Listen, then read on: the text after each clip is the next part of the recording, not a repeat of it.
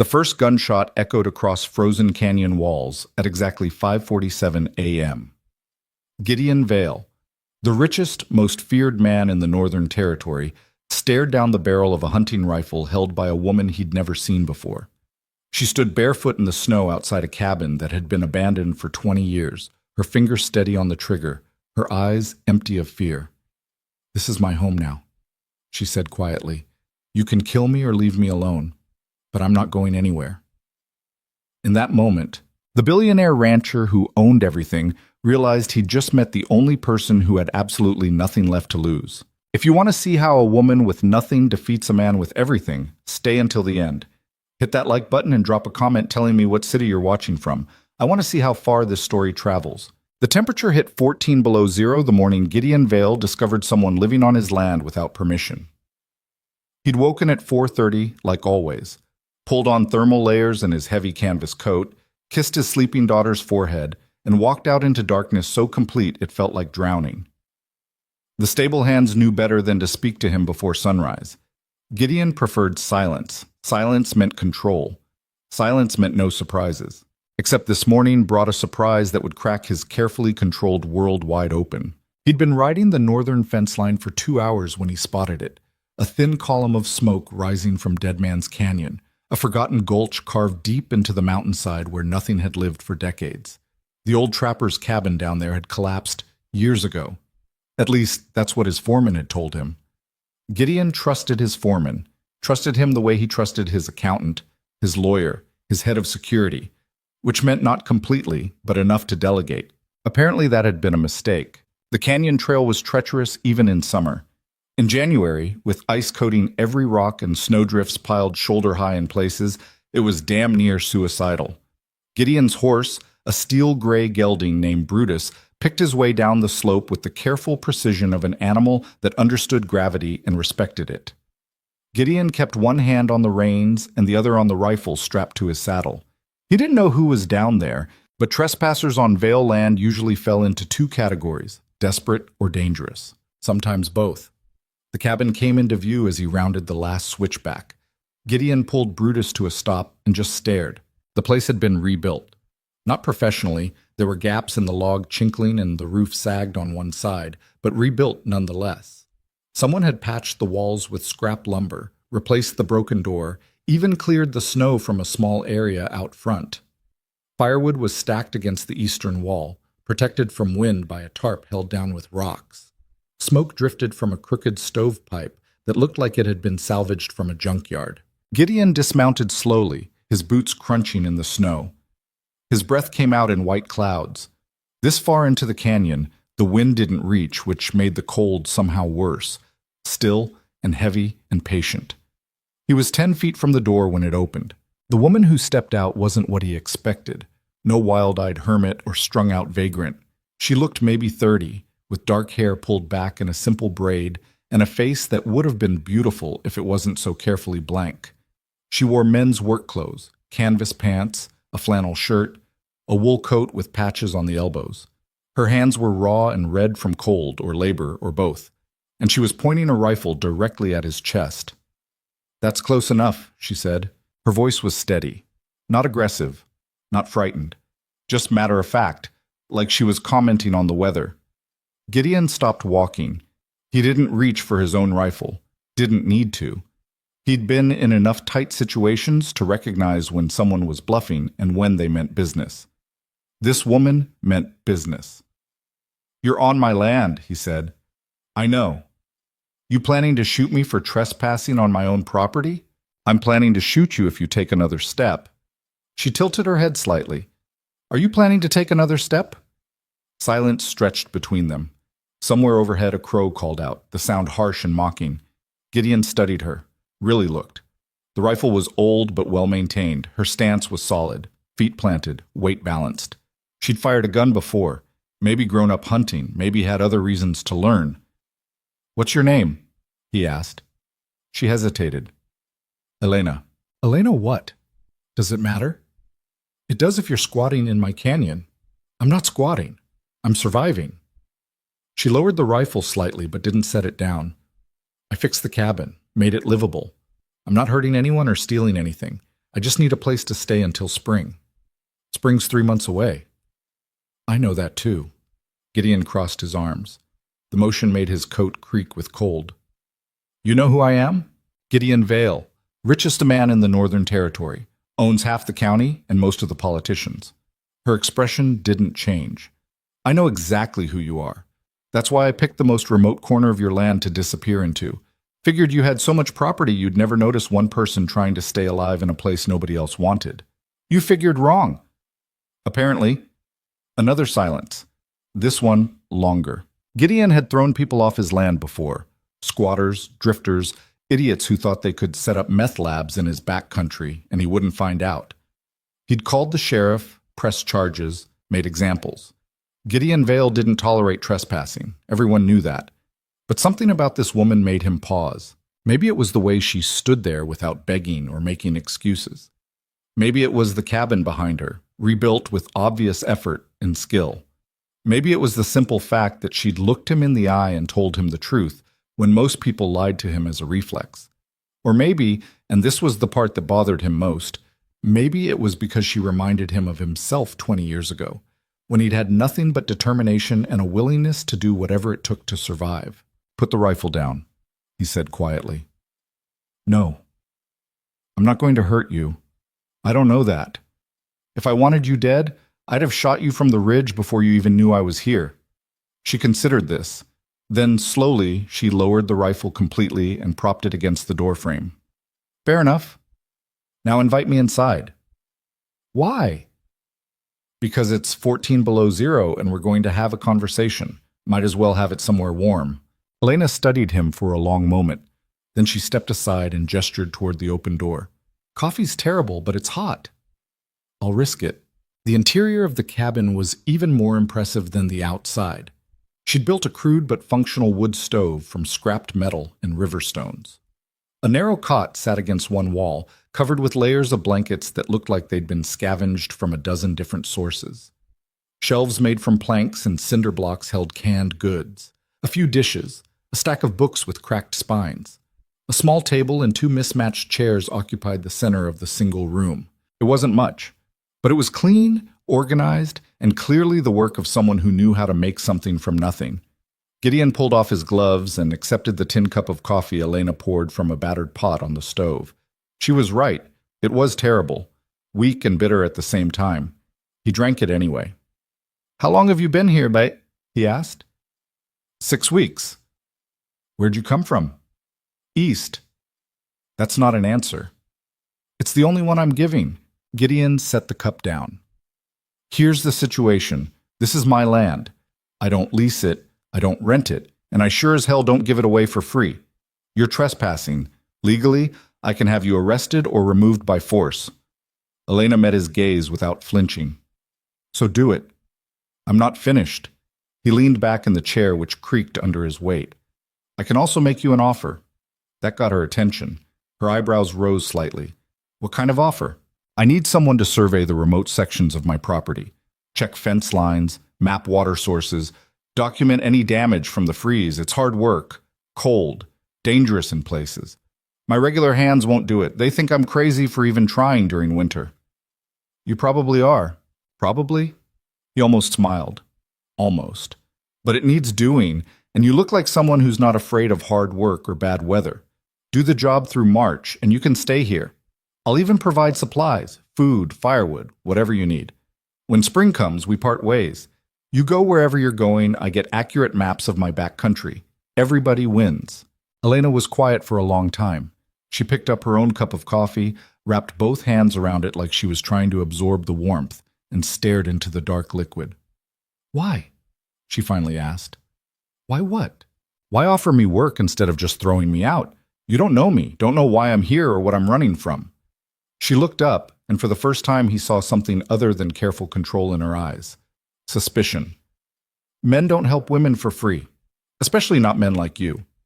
So what do you really want? It was a fair question. Gideon had asked himself the same thing on the ride down into the canyon. The truth was complicated. Part of it was practical. He really did need someone to survey the property, and his regular crew was useless in winter. Part of it was curiosity. He wanted to know who this woman was and what had driven her to rebuild a collapsed cabin in the middle of nowhere just to survive. But there was something else, something he didn't fully understand himself. When he looked at Elena Marrow, and he was certain now that wasn't her real name, or at least not her full name, he saw someone who'd been pushed to the edge and refused to fall. Someone who'd lost everything and was clawing her way back without asking for pity or help. Someone who understood that the world was hard and cold and didn't give a damn about fairness, but kept fighting anyway. He saw himself. "I want an employee who's competent," he said finally. "Everything else is your business." Elena searched his face, looking for lies probably, looking for the trap. "If I say yes," she said slowly, "I want it in writing, a contract, with terms.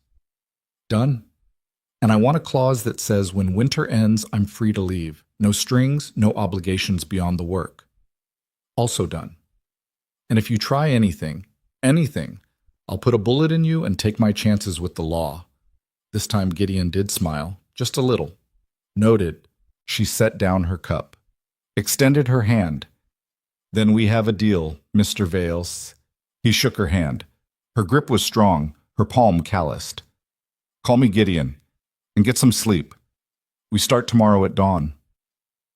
The ride back up the canyon gave Gideon time to think about what he'd just done, about whether he was being smart or stupid, about the fact that he'd just hired a woman he knew nothing about to work on his property unsupervised for 3 months. His foreman was going to lose his mind. His lawyers were going to draft a contract so thick Elena would need a week to read it.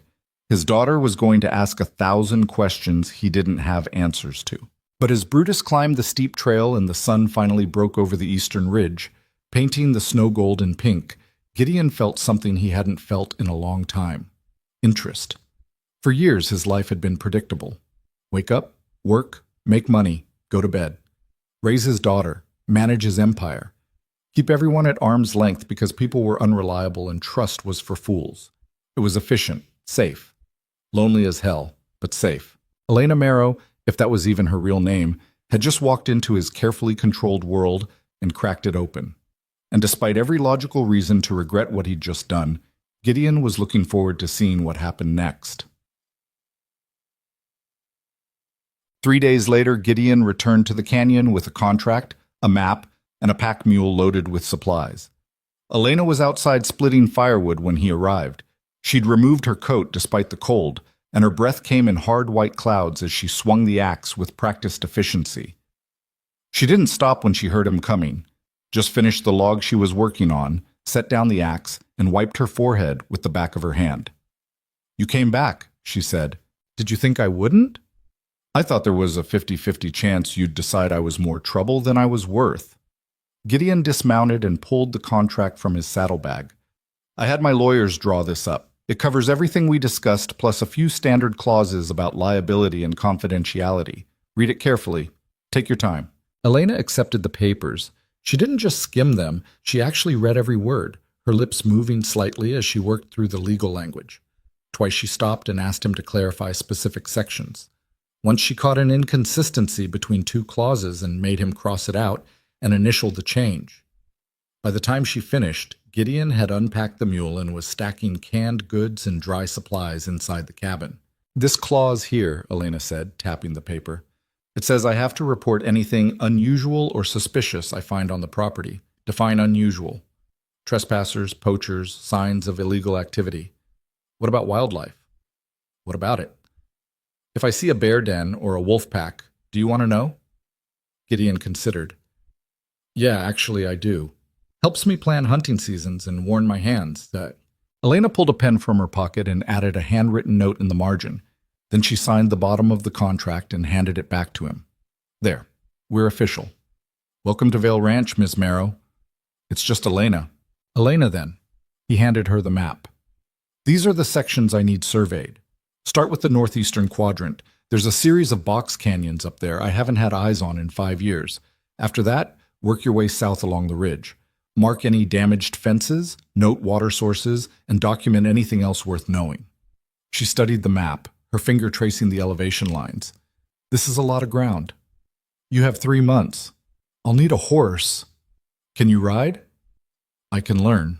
Gideon almost laughed. Almost. There's a mare in my stable that's too old for hard work but steady enough for surveying. I'll have her brought down tomorrow along with tack and feed. Thank you. Don't thank me. You're earning it. He swung back into the saddle. One more thing. There's a town meeting in 2 weeks. Founders' Day celebration in Ash Hollow. I'm expected to make an appearance. You should come. Elena's expression closed down immediately. I don't do crowds. It's not optional. If you're working for me, people need to see you're legitimate. Otherwise, rumors start, and rumors cause problems. What kind of problems? The kind where somebody decides you're a threat or a target and acts accordingly. Gideon gathered the reins. The Northern Territory isn't as civilized as people like to pretend. You're a woman living alone in the wilderness. That makes you vulnerable. Being publicly associated with me makes you untouchable. Think about it. He didn't wait for a response, just turned Brutus and started back up the trail. But he heard her call after him. Gideon? He looked back. Elena stood in the snow, her arms crossed, her face still carefully neutral, but her voice was different, softer. Why are you really doing this? It was the same question she'd asked before. And Gideon still didn't have a good answer. Maybe I'm just tired of being surrounded by people who need me, he said finally. It's refreshing to meet someone who doesn't. Then he rode away before she could ask anything else. Over the next 2 weeks, Gideon found himself thinking about Elena Marrow more than he wanted to admit. His daughter Sophie asked about her constantly. Who was she? Where did she come from? Why was she living in the old canyon? Could they visit her? Gideon answered the questions he could and deflected the ones he couldn't. Sophie was 8 years old, smart as a whip, and had inherited her mother's ability to read him like a book. She knew something was different. She just didn't know what. His foreman, Ray Hutchins, was less tactful. You hired a woman to survey the back country, Ray said flatly. In winter. A woman you know nothing about. That's correct? Are you out of your damn mind? Possibly. They were standing in the main stable, watching hands exercise the horses in the indoor arena. Ray was 62, built like a fire hydrant, and had worked for Gideon since before Sophie was born. He was one of the few people allowed to question Gideon's decisions.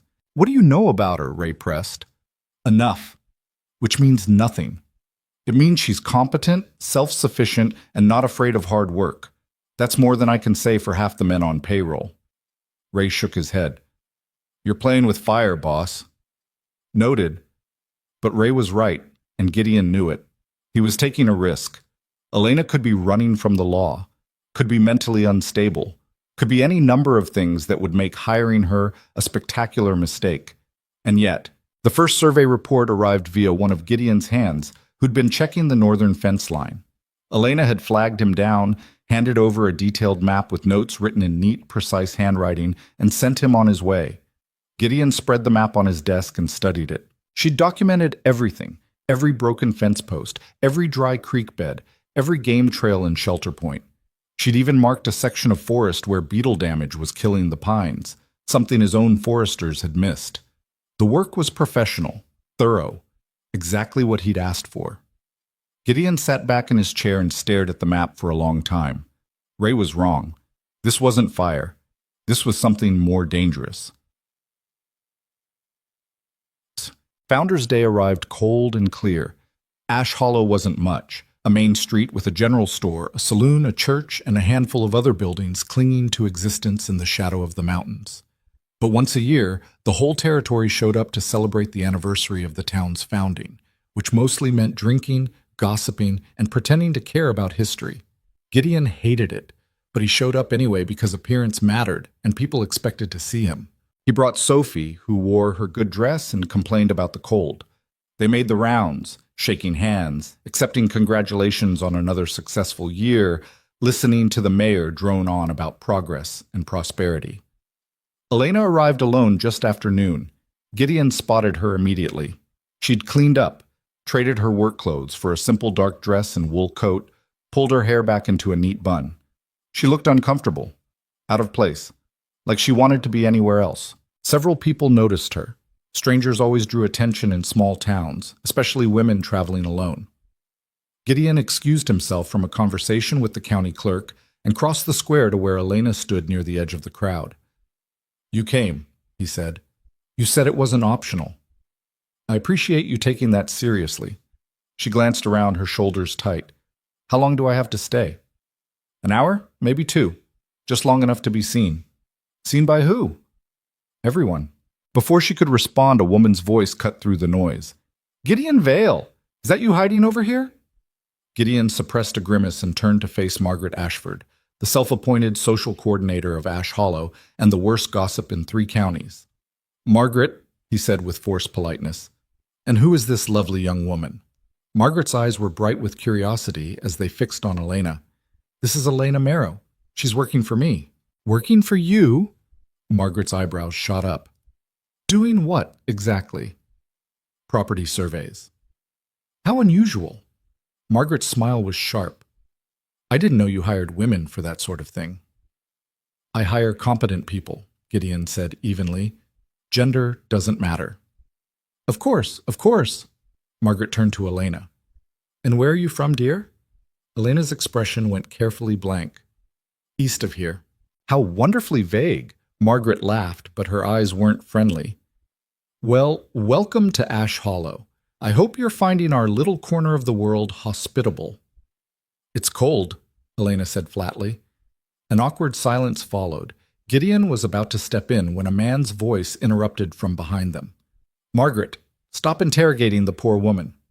Gideon turned to see Thomas Brennan, the local doctor and one of the few people in Ash Hollow Gideon actually respected. I'm not interrogating, Margaret protested. I'm being welcoming. You're being nosy. Thomas smiled at Elena. Don't mind her, she means well, even if she doesn't always show it. He extended his hand. Thomas Brennan. I run the clinic 2 streets over. Elena shook his hand. Elena Marrow. Pleasure to meet you. Thomas glanced at Gideon. Treating your new employee well, I hope? She hasn't complained yet. That's not the same as treating her well. She's alive and fed. I consider that a success. Thomas laughed. Margaret looked between them, clearly trying to figure out what was happening. Elena just looked tired. If you'll excuse me, Elena said quietly. I need some air. She walked away before anyone could stop her, disappearing into the crowd. Margaret immediately rounded on Gideon. Well, she's certainly mysterious. She's private, Gideon corrected. There's a difference. Is there? Margaret's eyes gleamed. Mark my words, Gideon Vale. That woman is running from something. Aren't we all? He left Margaret sputtering and went to find Elena. He found her behind the general store, leaning against the wall with her arms crossed and her eyes closed. You all right? He asked. Elena opened her eyes. I hate this. Being here? Being looked at, being questioned, being visible. She pushed off the wall. I came here to disappear, remember? This is the opposite of that. Gideon leaned against the wall beside her. You want to know what I think? Not particularly. I think you're scared. Her head snapped toward him. Excuse me? Not of me, not of the work, but of being seen, of people noticing you exist. He met her eyes. What are you running from, Elena? That's none of your business. It is if it's going to blow back on me. It won't. How do you know? Because I'm nobody. Her voice was quiet but intense. I don't matter. I'm not important enough for anyone to come looking for. If you believed that, you wouldn't be hiding. Elena looked away. For a long moment, the only sound was the distant noise of the celebration and the wind rattling through the alley. I lost everything, she said finally. My home, my land, my husband, everything, and the man who took it from me is powerful enough that fighting back would have been suicide. She looked at him again, and this time her eyes were hard. So I ran. I disappeared. I chose survival over pride. Are you satisfied? Gideon absorbed this, processed it. What was his name? He asked quietly. Why? Because if he's powerful enough to scare you, I need to know if he's powerful enough to challenge me. Elena laughed, but there was no humor in it. Nobody's powerful enough to challenge you, Gideon Vale. You're the king of the Northern Territory. Names, Elena. She hesitated. Then, almost too quiet to hear, Silas Croswell. The name hit Gideon like a punch to the gut. He knew Silas Croswell. Everyone in the territory knew Silas Croswell. Land broker, cattle buyer, real estate speculator. The man had his fingers in a dozen different businesses and a reputation for ruthlessness that rivaled Gideon's own. He was also, Gideon had recently learned, a fraud. "I've heard things about Croswell," Gideon said carefully. "Rumors. About forged documents and stolen property." Elena's laugh was bitter. "They're not rumors. Tell me what happened." "Why? So you can feel sorry for me. So I can decide what to do about it." She stared at him. "You can't do anything about it. It's done. Over. I signed the papers, or he forged my signature, same result, and the land was legally transferred. There's no undoing it." "There's always a way to undo things," Gideon said, "if you have enough money and enough leverage." "And why would you use yours to help me?" It was a fair question, one Gideon had asked himself a dozen times since meeting her. "Because I don't like Silas Croswell," he said finally, "and because someone needs to stop him before he ruins anyone else." Elena searched his face. "You're serious?" "I'm always serious." "This isn't your fight." "It is now." "Gideon." "Go back to the cabin," he interrupted. "Keep doing the surveys, stay out of sight, and let me handle Croswell." "You don't understand what you're—" "Elena." He stepped closer, his voice dropping. "I built an empire from nothing. I faced men twice as dangerous as Silas Croswell and buried them. Trust me when I say that if he hurt you, he's going to regret it." For the first time since he'd met her, Elena Merrow looked like she might actually believe him. And for the first time in years, Gideon Vale felt like he was fighting for something that actually mattered. The ride back to the ranch felt longer than usual. Sophie sat in front of Gideon on the saddle, chattering about the celebration, who wore what, who said what, how much pie she'd eaten. Gideon made appropriate sounds of acknowledgement, but his mind was elsewhere, turning over the name Elena had given him like a stone he was examining for cracks. Silas Croswell. The man was a snake. Everyone knew it, but snakes who wore expensive suits and knew the right lawyers could slither through almost anything. Gideon had crossed paths with Croswell twice before, once over a water rights dispute that Gideon had won by sheer force of superior legal counsel, and once at a cattle auction where Croswell had tried to inflate prices through dummy bidders. Gideon had walked away from that one. Not worth the energy. But this was different. This was personal in a way Gideon didn't fully understand yet. He'd built his fortune on reading people, on knowing when to push and when to pull back. Elena Merrow was damaged goods in the eyes of most people. A woman with no money, no family, no power. Easy to ignore, easier to exploit. Croswell had clearly thought the same thing. He'd been wrong. When they reached the main house, Gideon lifted Sophie down from the saddle and watched her run inside, already calling for the housekeeper to tell her all about the day's events. Ray appeared from the stable to take Brutus, giving Gideon a look that said they needed to talk, but not now, not in front of the girl. Gideon nodded and headed inside.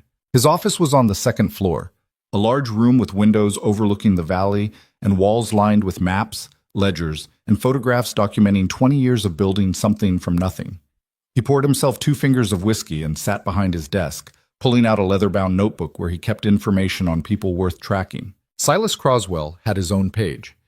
Gideon skimmed the notes he'd made over the years, land deals that seemed too good to be true. Widows who'd sold property at suspicious prices. A fire at a county records office that had destroyed documents related to 3 separate estates Croswell later acquired. Nothing provable, nothing that would hold up in court, just patterns that suggested a man who knew how to work the system and didn't care who got hurt in the process. Gideon added Elena's name to the page, underlined it twice. Then he locked the notebook in his desk drawer and went to find Ray. The foreman was in the tack room, oiling saddles with the methodical patience of a man who'd been doing the same task for 40 years. He looked up when Gideon entered but didn't stop working. "You going to tell me what happened in town?" Ray asked. "Depends. You going to lecture me about hiring Elena?" "Already did that. Didn't take." Ray set down the oil rag. "But I'm guessing something changed today." Gideon leaned against the workbench. "You know Silas Croswell?" "Unfortunately, man's a tick. Gets under your skin and sucks blood until you burn him out." Ray's eyes narrowed. "Why?" "He's the reason Elena's here." "She tell you that?" "Eventually. Ray was quiet for a moment, processing. So the girl's not just running from bad luck. She's running from a man who'll come looking if he figures out where she is. Maybe. Maybe not. Croswell doesn't strike me as the type to chase down someone who has nothing left to take. Unless she's got something he wants besides property. Gideon had thought of that. She's not talking about details yet, just that he took her land after her husband died and she couldn't fight back. Classic Croswell. Ray picked up another piece of tack and started working oil into the leather. So what are you planning to do? Find out if what he did was legal. And if it wasn't? Then I'm going to make him give it back. Ray's hand stilled. He looked at Gideon with the expression of a man who'd seen his boss do a lot of crazy things over the years, but was still occasionally surprised. You're going to war with Silas Croswell over a woman you've known for 3 weeks. I'm going to war with Silas Croswell because he's a fraud and someone needs to stop him. Elena just gave me a reason to start now instead of later. That's a hell of a justification. It's the one I'm using. Ray went back to oiling the saddle. You're going to need proof. Real proof, not just her word against his. Croswell's got lawyers who can make evidence disappear faster than snow in July. I know. And you're going to need leverage, something that makes him fold instead of fight. I know that too. And you're doing all this because... Gideon met his foreman's eyes. Because it's the right thing to do. Ray snorted. Since when do you care about right versus wrong? You care about winning. Maybe those are the same thing this time. Or maybe you're thinking with something other than your brain. Gideon's expression went cold. Careful. I've known you since before Sophie was born, Ray said, not backing down. I watched you build this place. Watched you bury your wife and keep going when most men would have drunk themselves to death. I've seen you ruthless and I've seen you cold. But I've never seen you stupid. Don't start now. I'm not being stupid. Then what are you being? Gideon didn't have a good answer for that. Or maybe he did and just didn't want to say it out loud. He pushed off the workbench and headed for the door. Get me everything you can find on Silas Croswell's land deals in the last 5 years. Start with Blue Ridge County. Look for patterns, properties acquired from single women, estates in probate, anything that changed hands without a public sale. That's a lot of records to dig through. Then start digging, Ray sighed. You're the boss. Yeah, I am. Gideon left before the conversation could go anywhere else he didn't want it to go. Back in the house, he found Sophie in the kitchen with Mrs. Chen, the housekeeper who'd been raising his daughter alongside him since his wife died 5 years ago. Sophie was eating cookies and describing the Founders' Day celebration in exhaustive detail. Mrs. Chen listened with the patience of someone who genuinely enjoyed 8-year-olds, which made her worth her weight in gold as far as Gideon was concerned. Sophie looked up when Gideon entered. Papa? Mrs. Chen says I can help make dinner. Can I? If Mrs. Chen says it's all right, then yes. I did say it was all right, Mrs. Chen confirmed, giving Gideon a look that suggested she knew he was distracted and didn't approve. We're making roast chicken. Sounds good. Gideon kissed the top of Sophie's head. I'll be in my office if you need me. You're always in your office, Sophie said with the blunt honesty of childhood. Not always. Most of the time. I have work to do. You always have work to do. She turned back to Mrs. Chen, already moving on to the next thing. Can I stir the potatoes? Gideon escaped before the conversation could make him feel worse about being an absent father.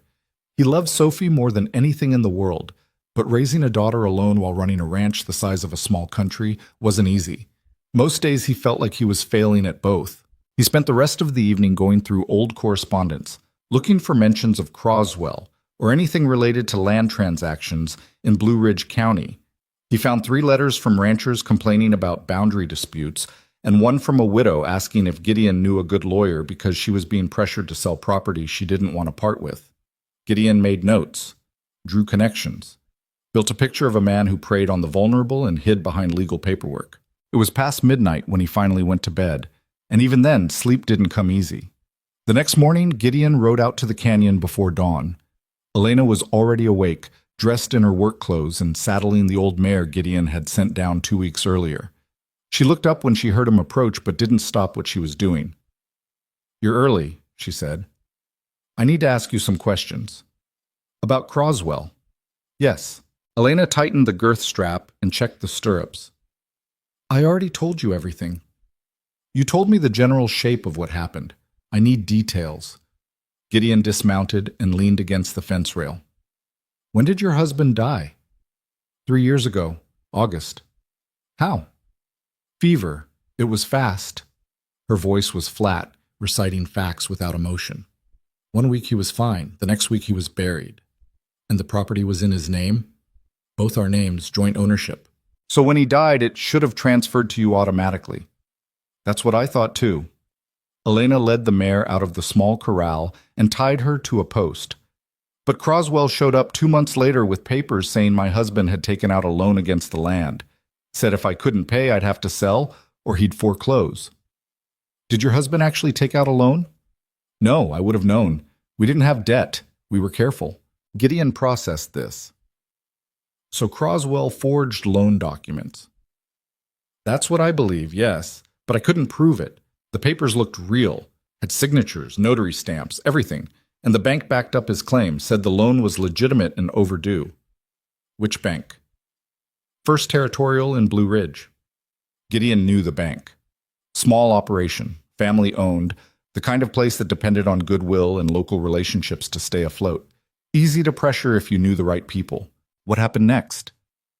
Elena was quiet for a moment, her hand stilling on the saddle pack she was adjusting. I tried to fight it, went to a lawyer in town. He looked at the papers and told me I didn't have a case. Said even if the loan was fake, proving forgery would cost more money than the land was worth, and I'd probably lose anyway. Did you try another lawyer? With what money? My husband was dead. The land was all we had. I couldn't afford to eat, let alone hire someone to fight Silas Croswell. Her voice cracked slightly, the first real emotion Gideon had heard from her.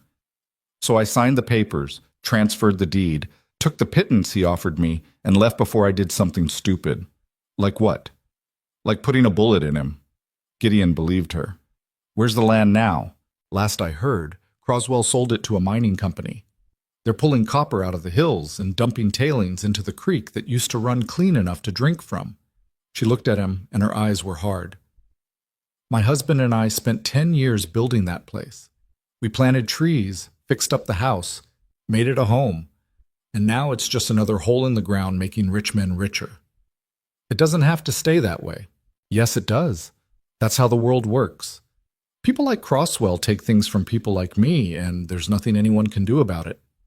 I can do something about it. Elena laughed, but there was no humor in it. Why? Because you feel sorry for me? Because what he did was illegal, and I don't like illegal things happening in my territory. This isn't your territory. Blue Ridge is 2 counties away. The Northern Territory is wherever I say it is. Gideon straightened. I'm going to need you to write down everything you remember. Dates, names, who was involved, what papers you signed, everything. And then what? You're going to ride into Blue Ridge and demand Croswell give me my land back. Something like that. That's insane. Probably. Gideon untied Brutus and swung into the saddle. But I've done insane things before and they usually work out. Write it all down, Elena. I'll be back tomorrow. He rode away before she could argue. The problem, Gideon realized as he made his way back to the main house, was that Elena was probably right. Going after Croswell based solely on her testimony would be a disaster.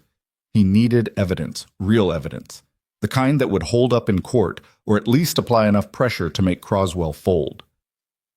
Ray was waiting for him in the stable yard, holding a stack of papers that looked like they'd been copied from county records.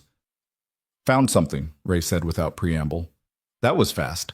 I called in a favor with the clerk's office in Blue Ridge, told them I was doing property research for you. Ray handed over the papers. These are land transfers from the last 4 years involving Silas Croswell. 11 total. 8 of them were from widows or single women. 5 were sold at prices well below market value. 3 had outstanding loans that came out of nowhere right before the sale. Gideon flipped through the documents. The pattern was obvious once you knew what to look for. He's been running this scam for years. At least, and probably longer. These are just the ones I could find records for. Any of these women still around? 2 are dead, 3 moved away, the rest... Ray shrugged. Could be anywhere. Gideon studied the papers. 11 victims. 11 families destroyed. And Croswell had gotten away with it because he was smart enough to pick targets who couldn't fight back. I need to talk to the ones who are still local, Gideon said. Get their stories on record. You really going to do this? I told you I was. Ray shook his head. Croswell's not going to take this lying down. Man's got connections. Money. He'll fight back. Let him. Gideon, I didn't build this place by backing down from fights, Ray, and I'm not starting now. The foreman sighed but didn't argue further. He knew better. Gideon spent the next week doing something he almost never did, leaving the ranch for extended periods. He rode into Blue Ridge and talked to people. Not the lawyers or bankers or officials, the regular people. Shopkeepers, ranchers, the woman who ran the boarding house. Everyone had a story about Silas Croswell. Most of them were rumors or secondhand accounts, but enough were firsthand that Gideon started building a case. He found 2 of the women from Ray's list. One had remarried and moved to a small farm outside town. The other was working as a seamstress, living in a rented room above the general store. Both of them told him the same story Elena had. Sudden loans appearing after their husbands died. Pressure to sell. Documents that looked legitimate but felt wrong. And when they tried to fight, they hit walls. Lawyers who wouldn't help. Banks that backed up Croswell's claims. Courts that moved too slowly to matter. Why are you asking about this? The seamstress asked. Her name was Martha, and she was maybe 50, with tired eyes and hands scarred from needle pricks. Nobody cared when it happened to me. I care now, Gideon said. Why? Because someone I know went through the same thing, and I'm tired of watching Croswell get away with it. Martha studied him like she was trying to figure out if he was serious or just another man making promises he wouldn't keep. You're Gideon Vale. Yes. You're rich enough to make Croswell's life difficult. Very. Will you? I'm working on it. She pulled out a small wooden box from under her bed and opened it. Inside were papers, copies of the documents she'd signed, letters from lawyers, even a few photographs of the property she'd lost. I kept everything, she said, just in case someone ever cared enough to listen. Gideon took the box. May I borrow these? You can have them. I don't need reminders of what I lost. Martha closed her eyes briefly. If you actually do something about this, if you make him pay for what he did, I want to know. You will. When Gideon returned to the ranch 3 days later, he had testimony from 4 women, copies of documents from 6 different land transfers, and a growing certainty that Silas Croswell had been running the same con for at least a decade. He also had a plan. Elena was waiting for him when he rode down into the canyon. She'd finished the northeastern survey and moved on to the next section, and her maps were even more detailed than before. But she set them aside when she saw the expression on Gideon's face. You found something, she said. I found a lot of things. Gideon dismounted and pulled the stack of documents from his saddlebag. Croswell's been doing this for years. You weren't the first and you weren't the last.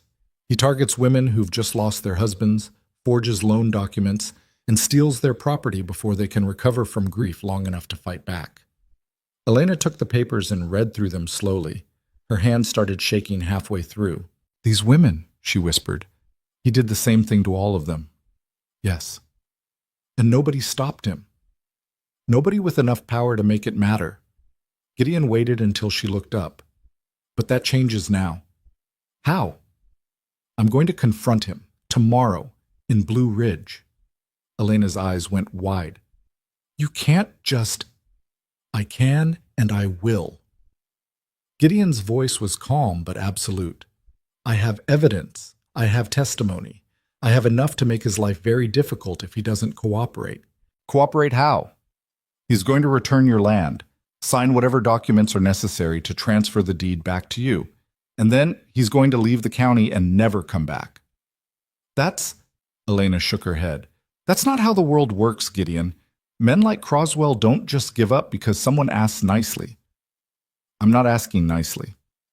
Then what are you doing? I'm giving him a choice. Give you back what he stole, or I'll use every ounce of power and money I have to destroy him. Bankrupt his businesses, ruin his reputation, make sure he never works in this territory again. Gideon stepped closer. I've crushed bigger men than Silas Croswell, Elena, and I did it without breaking a sweat. He'll fold. And if he doesn't, then I'll make him wish he had. Elena stared at him, really looked at him, like she was seeing him clearly for the first time. Why are you doing this? It was the same question everyone kept asking.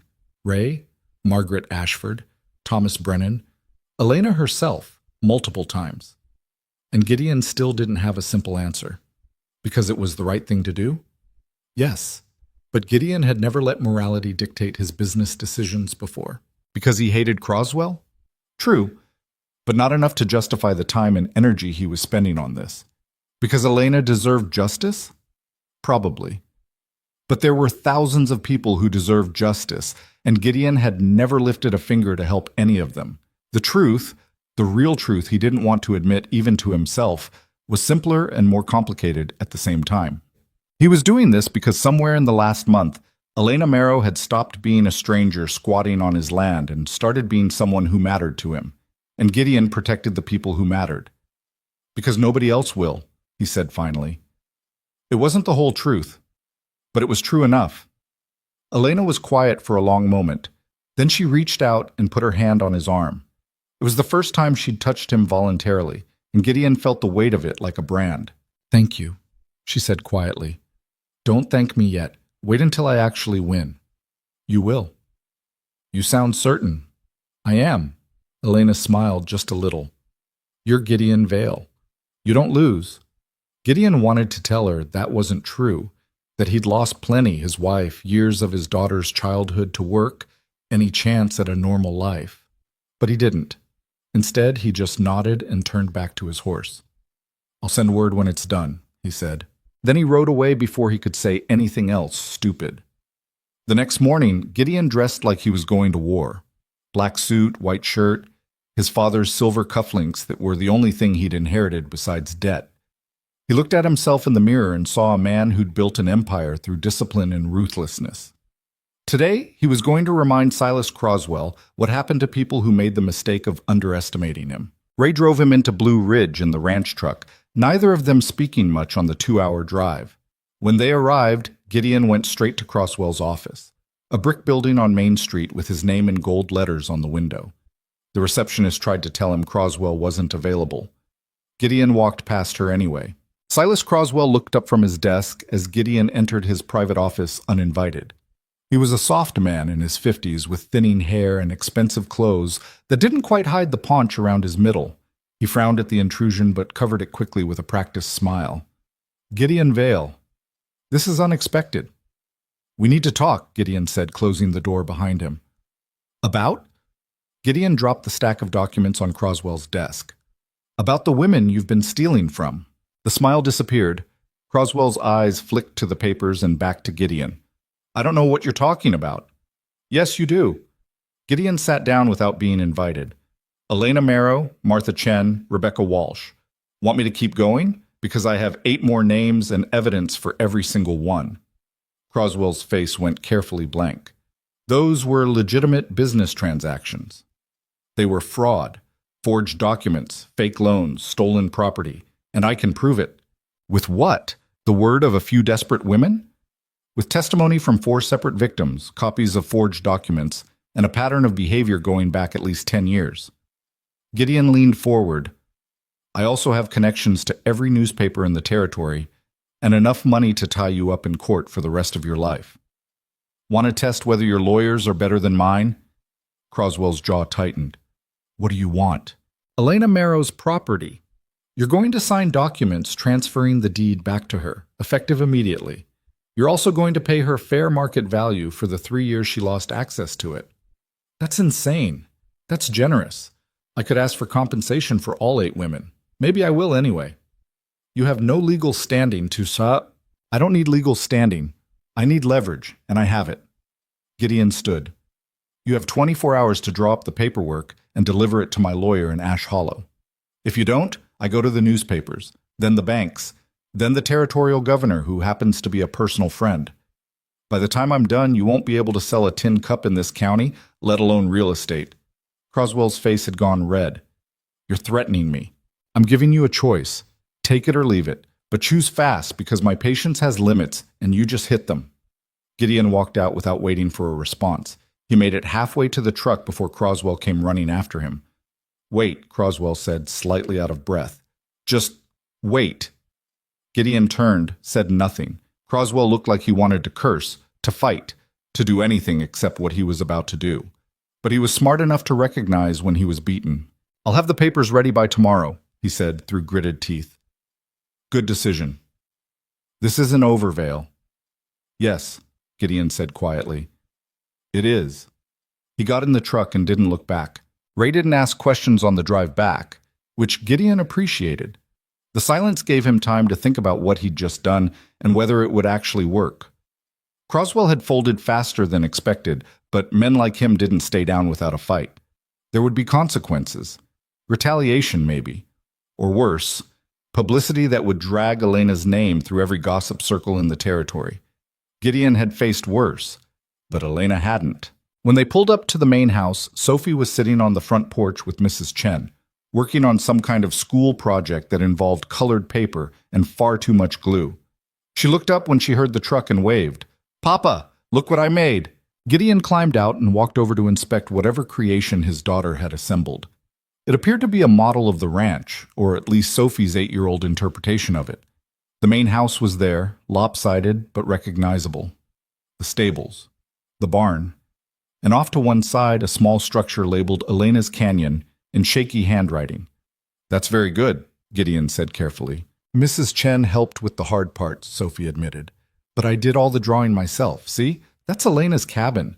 I put smoke coming from the chimney because she always has a fire going." "When did you see Elena's cabin?" Sophie's eyes went wide with the expression of a child who'd just revealed something she wasn't supposed to. I didn't. I just imagined it." Mrs. Chen gave Gideon a look that said they'd discuss this later. Gideon sighed.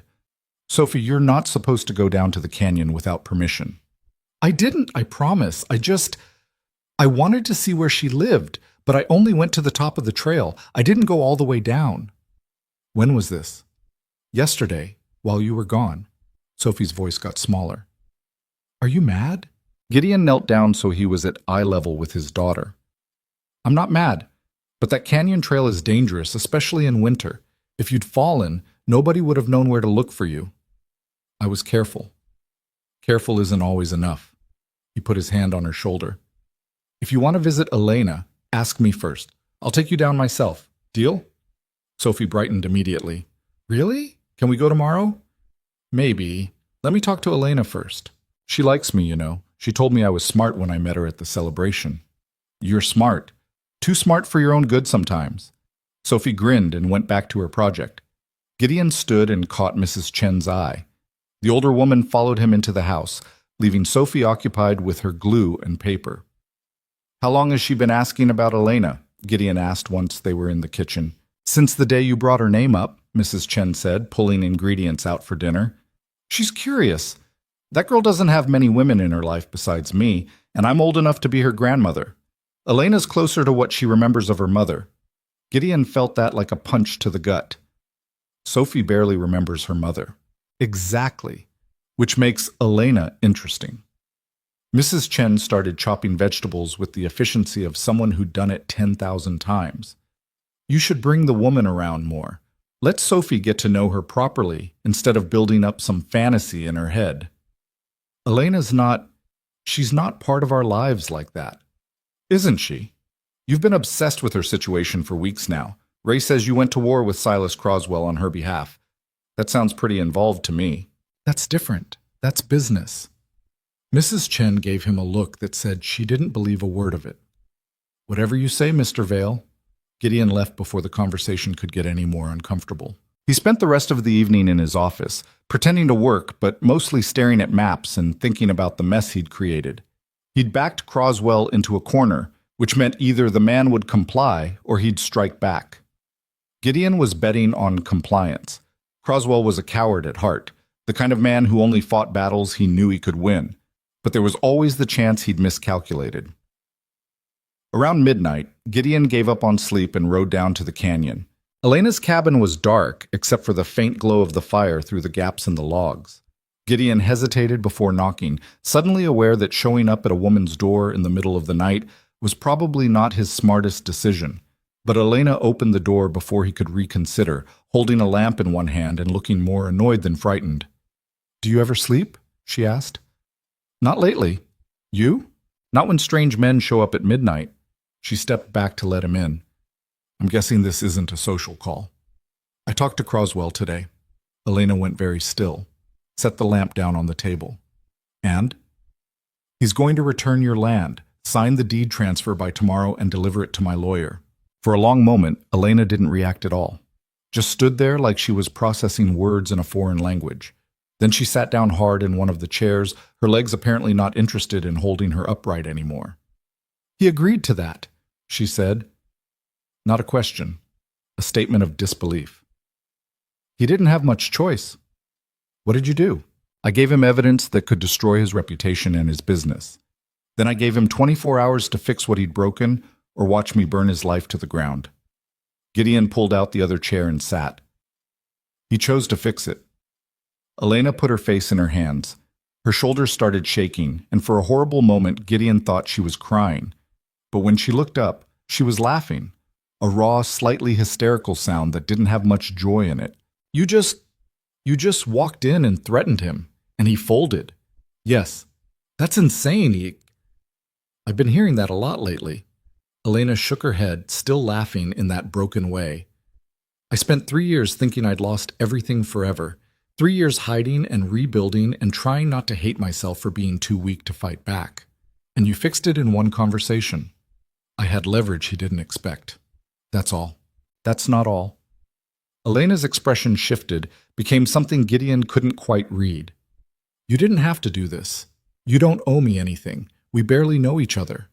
I know enough. What does that mean? Gideon didn't have a good answer for that either. He was usually better at controlling conversations, at keeping things professional and distant. But something about Elena stripped away the defenses he'd spent 20 years building. It means I don't like watching people get crushed by men who think power makes them untouchable, he said finally. And it means I'm tired of standing by while the world burns down everyone who doesn't have the money or connections to fight back. That's a very noble sentiment from a man who built his fortune crushing competitors. I never said I was consistent. Elena almost smiled. No, I don't suppose you did. They sat in silence for a while. The fire crackled. Wind rattled the shutters. Outside, Brutus stamped his feet and snorted, probably annoyed at being left in the cold while his rider sat inside drinking terrible coffee. What happens now? Elena asked. Now we wait for Croswell to deliver the papers. If he does, you get your land back. If he doesn't, I make good on my threats and destroy him. And then? And then you decide what you want to do. Keep working for me through winter like we agreed, or go back to your property and rebuild there. Elena looked away. The mining company Croswell sold to, they've been pulling copper out of those hills for 3 years. The land's not what it was. The creek's poisoned. Half the trees are gone. Even if I get the deed back, I'm not sure there's anything left worth having. Land is land. You can rebuild. With what money? I've got nothing, Gideon. Whatever Croswell pays me in compensation won't be enough to start over. Then you stay here. Work the winter season like we planned, save your wages, and figure it out in spring when you have options. You make it sound simple. It is simple. Not easy, but simple. Elena turned back to look at him, and there was something vulnerable in her expression that made Gideon's chest tighten. Why do you care what happens to me? I already told you, no. Not the noble speech about power and justice, the real reason. She leaned forward.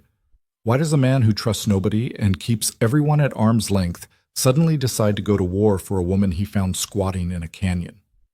Gideon met her eyes, held her gaze, and for once, he told the complete truth. Because when I look at you, I see someone who refused to break even when the world gave her every reason to, and that's rare enough to be worth protecting. Elena's breath caught. She opened her mouth like she was going to say something, then closed it again. The moment stretched between them, heavy with things neither of them was ready to name. Finally, Gideon stood. I should go, it's late. Gideon, get some sleep, Elena. Tomorrow's going to be a long day. He left before she could finish whatever she'd been about to say. The ride back up the canyon gave him too much time to think about the look on Elena's face and what it meant that he'd told her the truth instead of hiding behind the walls he'd built so carefully over the years. Ray was right. He was being stupid. But he didn't know how to stop. The next morning arrived cold and clear. Gideon was in his office reviewing contracts when his lawyer, James Morrison, showed up with a leather folder and an expression that suggested he had thoughts about Gideon's recent decisions. "The papers arrived an hour ago," Morrison said, setting the folder on the desk. "Delivered by messenger from Croswell's office. Everything's in order. Deed transfer, compensation payment, even a signed statement relinquishing any future claim to the property." Gideon opened the folder and scanned the documents. They looked legitimate. Proper signatures, notary stamps, legal language that would hold up in any court. "He actually did it," Gideon said. "Were you expecting him not to?" "I was expecting him to try something. A loophole, maybe. Or a delayed transfer that would give him time to retaliate." Morrison sat down, uninvited. He was in his 60s, gray-haired and sharp-eyed, and had been Gideon's lawyer since before Sophie was born. "What you did was risky, Gideon. Croswell has connections. He could make trouble for you if he wanted." "Let him try." "I'm serious. You threatened a man's livelihood and reputation based on evidence that's mostly circumstantial. If he decided to fight back, he won't. Men like Croswell only fight when they think they can win. I made it very clear he couldn't win this one." Morrison sighed. "And what exactly is your relationship with this Elena Marrow?" "She works for me." "As what?" "Because property surveying doesn't usually inspire this level of personal investment." Gideon gave him a flat look. "Are the papers legal or not? Or, they're legal, but that doesn't mean this is over.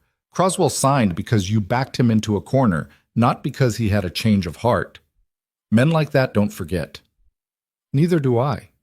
Morrison stood, picking up his briefcase. "I'll file these with the county recorder today. Miss Marrow should have full legal ownership by end of week." He paused at the door. "For what it's worth, what you did was the right thing, even if it was also reckless and potentially disastrous. That's how I prefer my good deeds. Reckless and potentially disastrous." After Morrison left, Gideon sat staring at the papers for a long time. He'd done it. Actually done it.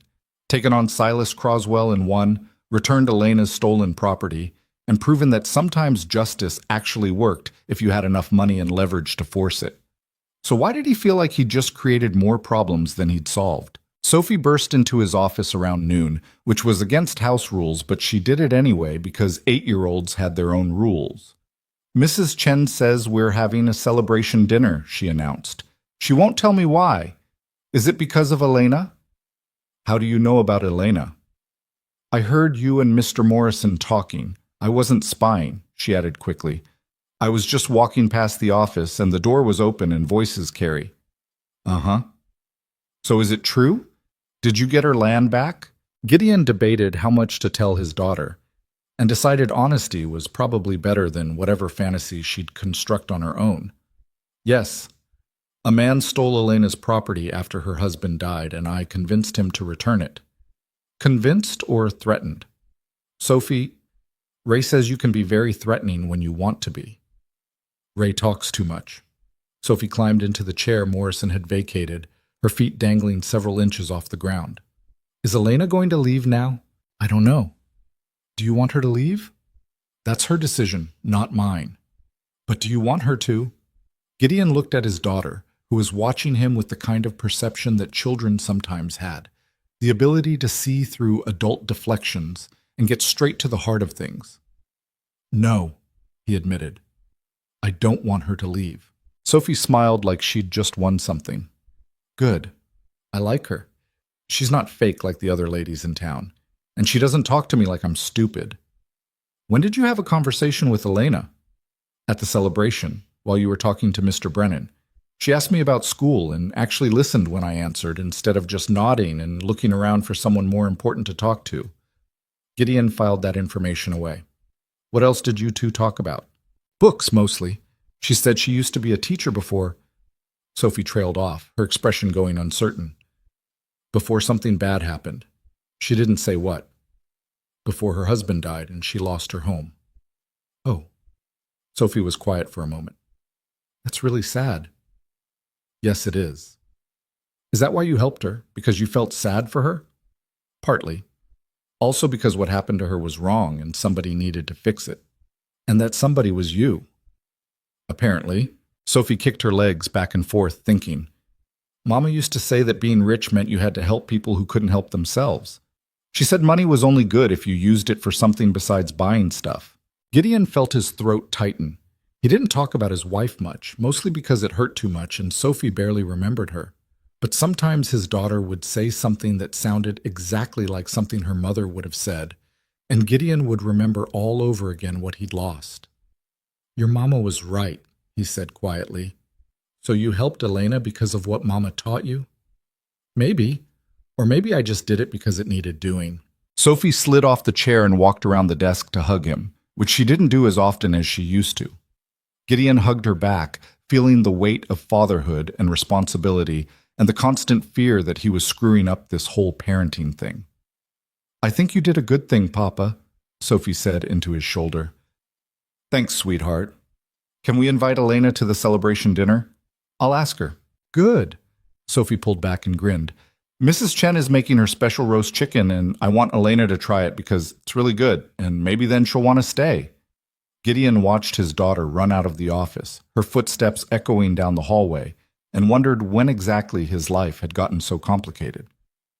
He rode down to the canyon that afternoon with the deed transfer papers in his saddlebag, and a knot of uncertainty in his chest that he couldn't quite explain.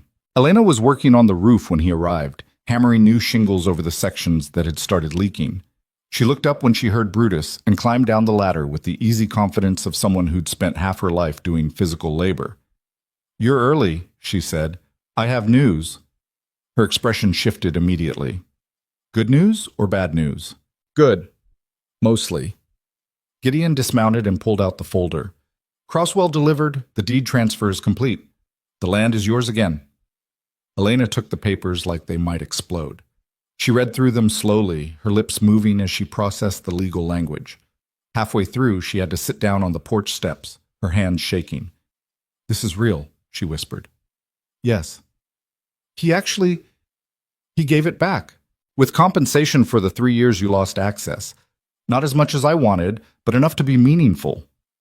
Elena stared at the papers. Then she started crying. Not the broken laughing from the night before. Real tears running down her face while she tried to wipe them away with the back of her hand and failed. Gideon stood there feeling helpless, which was not an emotion he was comfortable with. He was good at solving problems with money and threats and legal maneuvering. He was terrible at dealing with other people's emotions. I'm sorry, Elena managed. I never thought I'd get this back. I spent 3 years believing it was gone forever, and I'd just have to live with that. You don't have to apologize for having feelings. I barely know you, and I'm crying on your porch. That feels like something I should apologize for. You're allowed to cry. You just got your life back. Elena wiped her face again, this time with more success. What do I do now? Whatever you want. The land is yours. You can sell it, rebuild on it, or just hold on to it while you figure things out. The mining company is being evicted. Morrison's already filed the paperwork. They have 60 days to remove their equipment and restore the land to its original condition or face penalties. They won't do that. They will if they want to keep operating in the Northern Territory. I own enough land around their other sites to make their lives very difficult if they don't comply. Elena shook her head slowly. You really did just fix everything. I told you I would. I didn't believe you. Most people don't, right up until I prove them wrong. She almost smiled at that, folded the papers carefully, and held them against her chest like they were something precious. Thank you, Gideon. I don't have better words than that, but thank you. You're welcome. He paused. Sophie wants to know if you'll come to dinner tonight. Mrs. Chen is making her special roast chicken to celebrate. Celebrate what? You getting your land back. Sophie's been invested in your situation ever since she found out you existed. I met her at the celebration. She's a sweet kid. She's trouble disguised as a sweet kid. But yes. Gideon shifted his weight, suddenly feeling awkward. You don't have to come. But the invitation's genuine. Elena looked at him for a long moment. All right, I'll come. Good. Be at the main house by 6. He left before the conversation could get any more uncomfortable, which seemed to be his strategy lately. Say something meaningful, then run away before he had to deal with the consequences. Ray caught him in the stable when he got back. Heard you're having Elena over for dinner, the foreman said. News travels fast. Sophie told half the ranch hands while they were working the south pasture. She's excited. She's 8. Everything excites her. Ray gave him a look. You sure you know what you're doing? No, but I'm doing it anyway. That woman's been through hell, Gideon.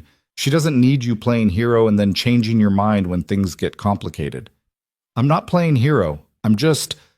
Gideon stopped, tried to figure out how to finish that sentence. I'm trying to do the right thing. The right thing for who? For her or for you? Does it matter? Yeah, it does. Ray crossed his arms. Because if you're doing this because you genuinely care about her, that's one thing. But if you're doing it because you're lonely and she's the first person in years who didn't want something from you, that's different, and it's not fair to her. Gideon wanted to argue, wanted to tell Ray he was wrong, that this wasn't about loneliness or need or any of the messy emotional complications Ray was suggesting. But he couldn't, because Ray wasn't wrong. I'll figure it out, Gideon said finally. You better, because that woman deserves better than being someone's emotional experiment. Ray walked away before Gideon could respond, leaving him alone with Brutus and the uncomfortable realization that maybe he didn't have this situation as under control as he thought. Dinner that night was the most awkward meal Gideon had experienced in years. Elena showed up exactly at 6, wearing the same dress she'd worn to the Founders' Day celebration and looking like she'd rather be anywhere else. Sophie greeted her like a long-lost friend, immediately dragging her inside to show her the ranch model she'd made. Mrs. Chen smiled and welcomed her warmly. Ray kept his distance but watched everything with the expression of a man waiting for disaster. They sat down to eat, and for the first 10 minutes, nobody said much. Sophie filled the silence with chatter about school and horses and a book she was reading about explorers. Elena listened and responded when appropriate, but Gideon could see the tension in her shoulders, the way she held her fork like she wasn't sure it would be there if she looked away. So, Mrs. Chen said eventually, because someone had to break the adult silence. Gideon tells us you got your land back. Yes, Elena said quietly. Thanks to him. That must be a relief. It is. I still don't quite believe it's real. It's real, Gideon said. Morrison filed the paperwork this afternoon. You're the legal owner of record. Sophie looked up from her chicken. Are you going to move back there? The question hung in the air. Everyone looked at Elena. I don't know, Elena admitted. The property isn't what it was. The mining company damaged it pretty badly, and even if I wanted to rebuild, I'm not sure I could afford to. You could stay here, Sophie said immediately. We have lots of room, and you already have the cabin in the canyon. Sophie, Gideon said quietly. What? It's true. Elena could keep working for you and living in the canyon, and then she wouldn't have to leave. Elena smiled, but it didn't reach her eyes. That's very sweet of you, Sophie, but I can't stay in your father's canyon forever. Why not? Because it's not mine, and because I have my own land now. But your land is broken. Papa could help you fix it. Sophie, Gideon said again, with more force this time. That's enough. His daughter went quiet, looking between him and Elena like she was trying to figure out what she'd said wrong. The rest of the meal passed in uncomfortable small talk. Elena praised Mrs. Chen's cooking, which was genuinely excellent. Sophie asked 1,000 questions about teaching and what books Elena liked. Ray excused himself early, claiming he had work to do, which was probably true but also convenient. After dinner, Gideon walked Elena outside while Sophie helped Mrs. Chen clean up. I'm sorry about that, he said. Sophie doesn't always understand boundaries. She's a kid. Kids ask uncomfortable questions. Elena pulled her coat tighter. But she's not wrong. I don't know what I'm doing next. I got my land back, but I don't have the money to make it livable again, and I can't exactly keep squatting in your canyon indefinitely. You're not squatting. You're working for me under contract. A contract that ends in spring. So we extend it, or we draw up a new one. Gideon shoved his hands in his pockets. The point is, you have options now. You don't have to decide everything tonight. Elena turned to face him. What do you want me to do, Gideon? What do you mean?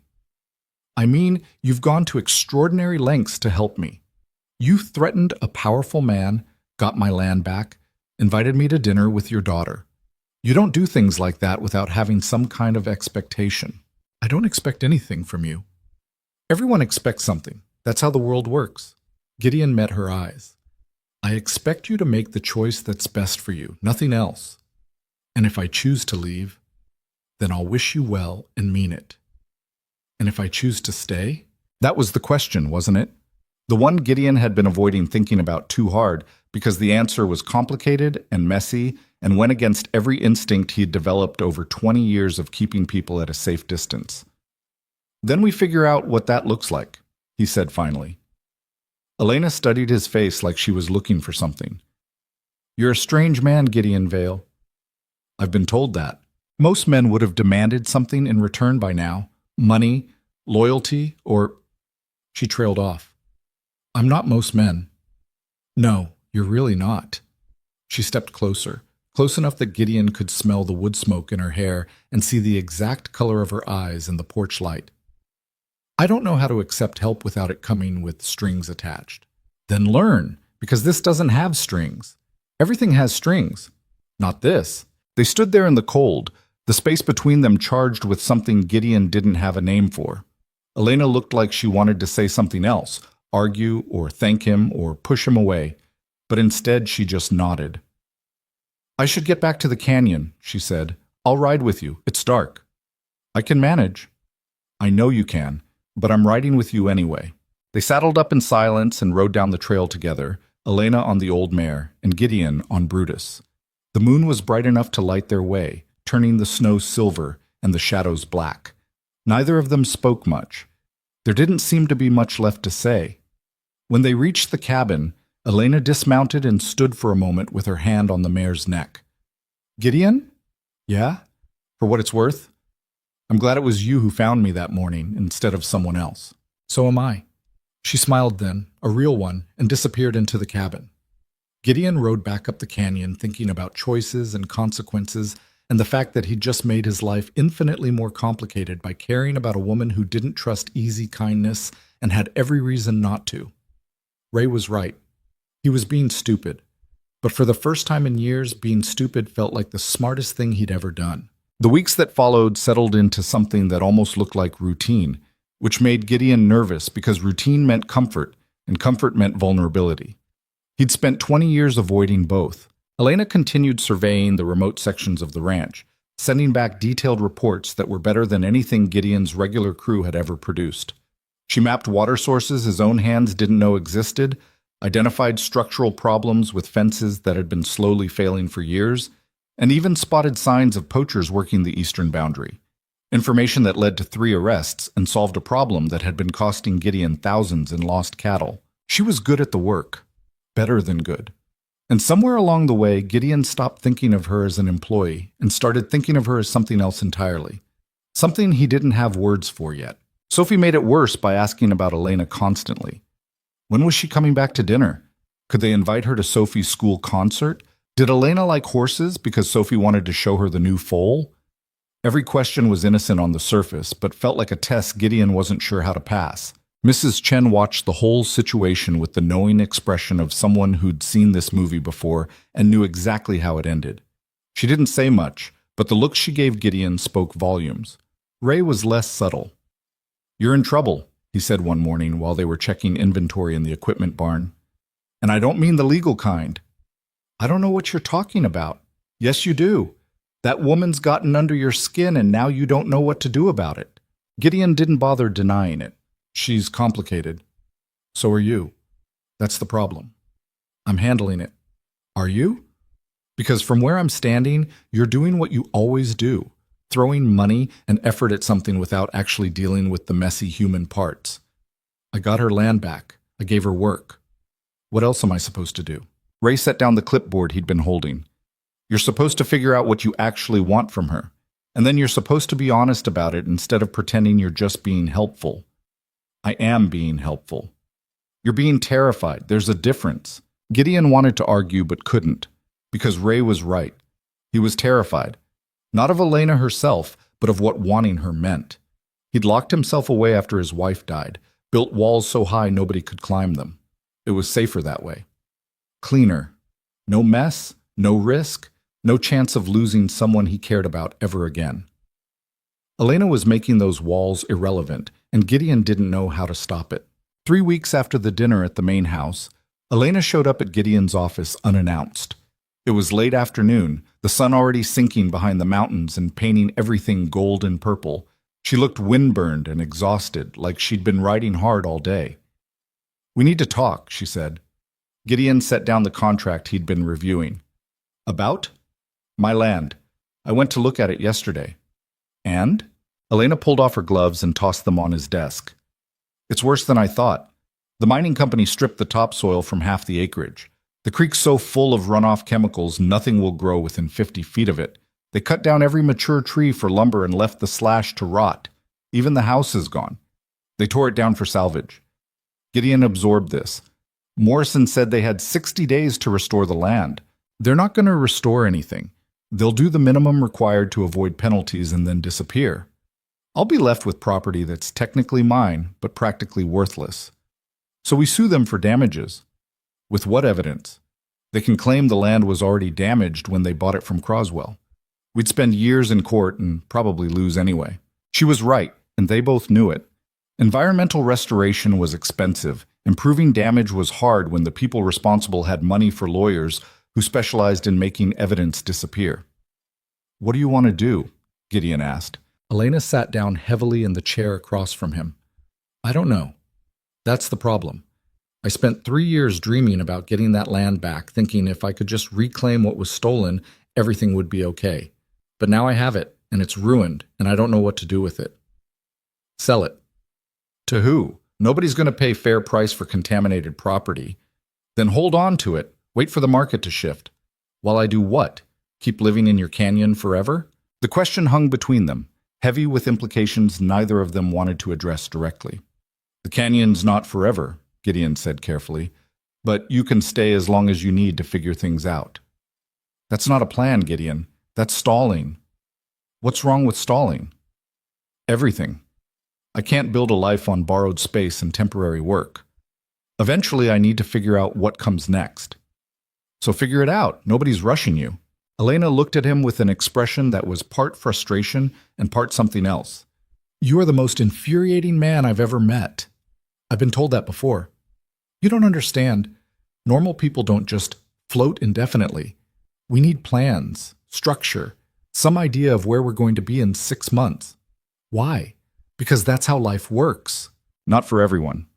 Gideon leaned back in his chair. "I spent 20 years planning every detail of my life.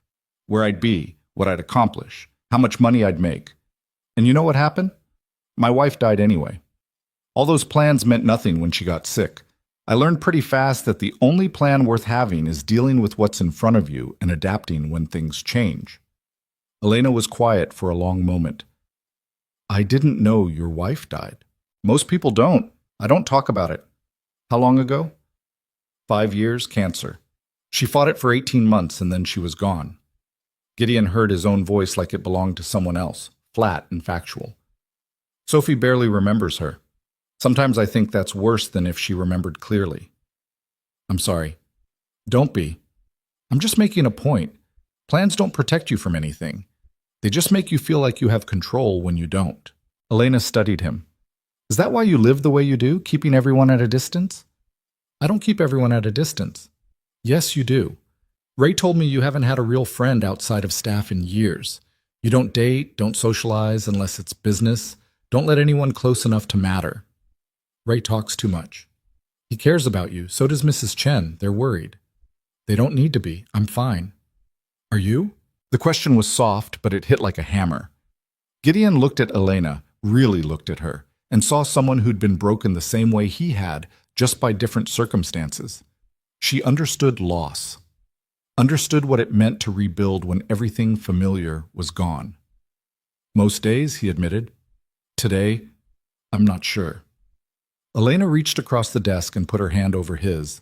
It was the second time she'd touched him voluntarily, and Gideon felt it like an electric shock. "We're a mess, aren't we?" she said quietly. "Yeah, we are." "What are we doing here, Gideon?" "I don't know, but I don't want to stop." Elena pulled her hand back slowly. "I should go. It's getting late." "Stay for dinner. Sophie would want to see you." "Sophie wants to see me because she's trying to fix something she thinks is broken." "Maybe it is broken. Maybe that's okay." Elena stood, picking up her gloves. I'll think about it. The dinner invitation, I mean. And the other stuff. What other stuff? All of it. She paused at the door. You got my land back, Gideon. Nobody's ever fought for me like that before.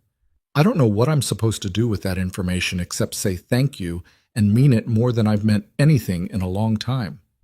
She left before he could respond.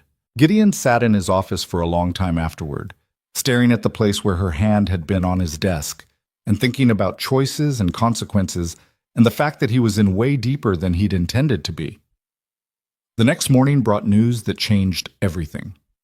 Morrison showed up at the ranch just after sunrise, which was unusual enough that Gideon knew something was wrong before his lawyer even opened his mouth. We have a problem, Morrison said, settling into the chair across from Gideon's desk. Silas Croswell filed a lawsuit yesterday afternoon against you, against Elena Marrow, and against the county for what he's calling fraudulent land transfer under duress. Gideon went very still. Explain. He's claiming you threatened him, coerced him into signing documents he didn't understand, and engaged in extortion to force the deed transfer. He wants the whole thing reversed and is seeking damages for defamation and business losses. That's insane. He signed those papers voluntarily. Did he? Because according to his filing, you showed up at his office uninvited, made threats against his livelihood, and gave him 24 hours to comply or face ruin. That's textbook coercion. Gideon felt rage building in his chest, cold and controlled. He stole that land through fraud. I have evidence. Evidence you obtained how? Through legal discovery, court order, or by digging through county records and interviewing witnesses without any official authority? Morrison leaned forward. Gideon, I warned you this was risky. You threatened a man based on circumstantial evidence and forced him into a corner. Now he's fighting back the only way he knows how, through the courts. So we fight him, present the evidence, prove he's a fraud. It's not that simple. His lawyers are good. They're already arguing that even if he did engage in questionable practices with other properties, that doesn't prove he did anything wrong with Elena's land specifically. And without concrete evidence of forgery, which we don't have because the original loan documents are conveniently missing, we're going to have a hard time proving coercion wasn't the real motivation behind the transfer. What about the other women? Their testimony is hearsay unless we can get them to testify in court, which most of them won't do because they're scared of retaliation. And even if they did, it just proves a pattern. It doesn't prove this specific case. Gideon stood and walked to the window, looking out over the valley. The sun was burning off the morning frost, turning everything bright and sharp. He'd been so certain that getting Elena's land back was the right thing to do. So sure that having money and power meant he could force justice where it wouldn't come naturally. He'd been wrong. What are my options? He asked without turning around. Settle. Give Croswell some money to go away, reverse the land transfer, and hope he doesn't push for criminal charges. No. Gideon, no. I'm not giving him anything, and I'm not reversing that transfer. Elena earned that land. It's hers. Then you need to prepare for a fight that's going to be expensive, public, and potentially disastrous for your reputation. Let it be disastrous. I'm not backing down. Morrison sighed. I'll start preparing our defense, but you need to tell Elena what's happening. This affects her too. After Morrison left, Gideon stood at the window for a long time, watching ranch hands move cattle between pastures and thinking about how quickly good intentions could turn into disasters. He rode down to the canyon an hour later. Elena was outside chopping wood, the axe rising and falling with mechanical precision. She didn't stop when she heard him approach, just kept working until the log split clean through. You heard, she said. Not a question. Morrison told you? He stopped here first, figured I should know before you showed up. Elena set down the axe and wiped her forehead. So Croswell's suing us? Me, mostly. You're just collateral damage. That's not how it works, and you know it. My name's on those documents. I'm the one who supposedly coerced under duress. You didn't coerce anyone. I did. We both did, according to Croswell's lawyers. And honestly, Gideon, they're not completely wrong. You did threaten him. Because he's a thief and a fraud. Which we can't prove.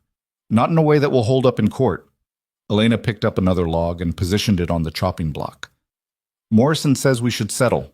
I'm not settling. Why not? If we fight this and lose, I end up worse off than before. At least if we settle, we walk away clean. Clean except Croswell keeps your land and gets away with everything he did. Maybe that's the price of avoiding a bigger disaster.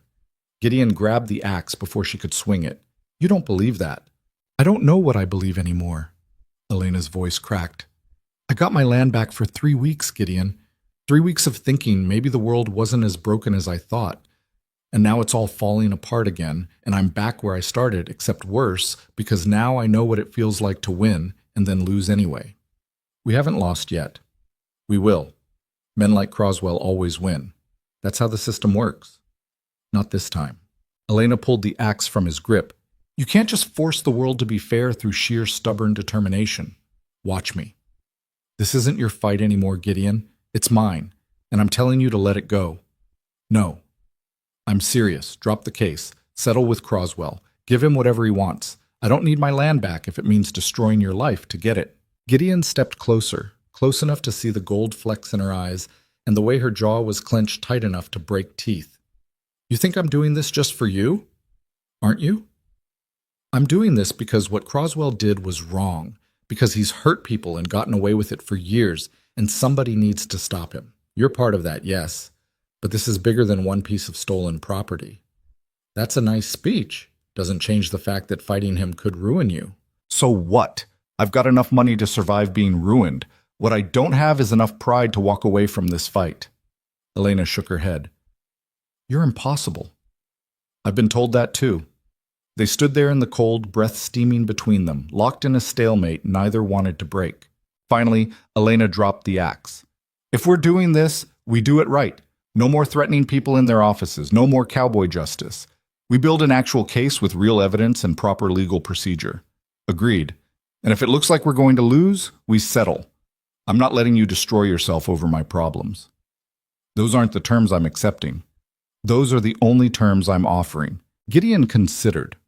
Weighed pride against pragmatism, stubbornness against strategy. Fine. We do it your way. But when we win, and we will win, you're keeping that land. If we win, I'm keeping it, but I'm not counting on miracles. Good. Neither am I. I'm counting on evidence and leverage and the fact that Croswell made mistakes he doesn't know we can prove yet. Elena almost smiled. You have a plan. I always have a plan. It's just usually a bad one. That's not reassuring. It wasn't meant to be. The lawsuit moved forward with the slow inevitability of legal proceedings. Depositions were scheduled, documents were filed, and Morrison worked 18-hour days building a defense that relied heavily on proving Croswell's pattern of fraud across multiple properties. The problem was getting evidence. Most of the women Croswell had targeted were too scared to testify. The banks that had backed his fraudulent loans suddenly couldn't find records. Even the county clerk who'd helped Ray pull documents the first time got nervous when lawyers started asking questions and stopped cooperating. Gideon threw money at the problem, hired investigators to track down missing paperwork, brought in forensic accountants to trace Croswell's financial dealings, even paid for 2 of the women to relocate temporarily so they'd feel safe enough to give statements. It still wasn't enough. 2 months into the lawsuit, Morrison sat in Gideon's office with an expression that said everything without words. We're going to lose, Gideon said before his lawyer could speak. We might. The judge is leaning toward Croswell's version of events. She doesn't like that you took matters into your own hands, and she's skeptical about the pattern evidence because we can't definitively prove forgery in Elena's specific case. What about the other properties? Circumstantial. Suspicious, yes, but not proof. Morrison pulled off his glasses and rubbed his eyes. Croswell's lawyers are painting you as a bully who used wealth and intimidation to force an innocent businessman into surrendering property, and they're doing it well. So we settle. I think that's the smart move, yes. Gideon stared at the maps on his wall, the territory he'd built from nothing through determination and refusal to accept defeat. He'd never backed down from a fight in his life, had never let money or power or fear dictate his choices. But this wasn't just about him anymore. Set up a meeting, he said quietly, with Croswell and his lawyers. Let's see what they want. Morrison looked relieved. I'll make the arrangements. After he left, Gideon sat alone in his office and did something he hadn't done in years. He admitted he might be wrong. The settlement meeting was scheduled for the following week in Blue Ridge, at a conference room in the bank where Croswell did most of his business. Gideon brought Morrison. Croswell brought 3 lawyers and an expression of smug satisfaction that made Gideon want to hit him. "Gentlemen," Croswell's lead attorney said, a sharp-faced woman named Patricia Vine, "thank you for agreeing to discuss terms." "Let's skip the pleasantries," Gideon said. "What do you want?" Vine slid a document across the table. "Full reversal of the deed transfer, public apology for defamation, and $2 million in damages for business losses." Morrison choked. $2 million? That's absurd. "My client's reputation has been severely damaged by Mr. Vale's accusations. We believe $2 million is more than fair." Gideon read through the settlement terms. They were designed to humiliate him. Public apology meant admitting he'd been wrong, that he'd threatened an innocent man, that everything he'd said about Croswell was a lie. $2 million was pocket change to Gideon, but it was the principle that burned. "No," he said. Vine's eyebrows rose. "Excuse me?" I said no. "I'm not apologizing for telling the truth, and I'm not paying damages for stopping a fraud." "Then we'll see you in court, and I promise you, Mr. Vale, you will lose. Judge Hendricks has already indicated she's sympathetic to our argument. You'll not only lose the case, you'll face potential criminal charges for extortion." "Let her charge me. I'll fight it." Morrison put a hand on Gideon's arm. "Could we have a moment to discuss this privately?" They stepped outside the conference room. Morrison looked like he wanted to strangle his client. "Are you insane?" Morrison hissed. "They have us over a barrel. If we don't settle, you're looking at criminal charges. Do you understand what that means?" "I understand perfectly." "Then why?" "Because Elena was right. We can't prove Croswell forged those documents. We can't prove the loan was fake. All we have is circumstantial evidence and testimony from scared women who might not even show up to testify. But you know what we can prove?" "What?" "That Croswell is desperate.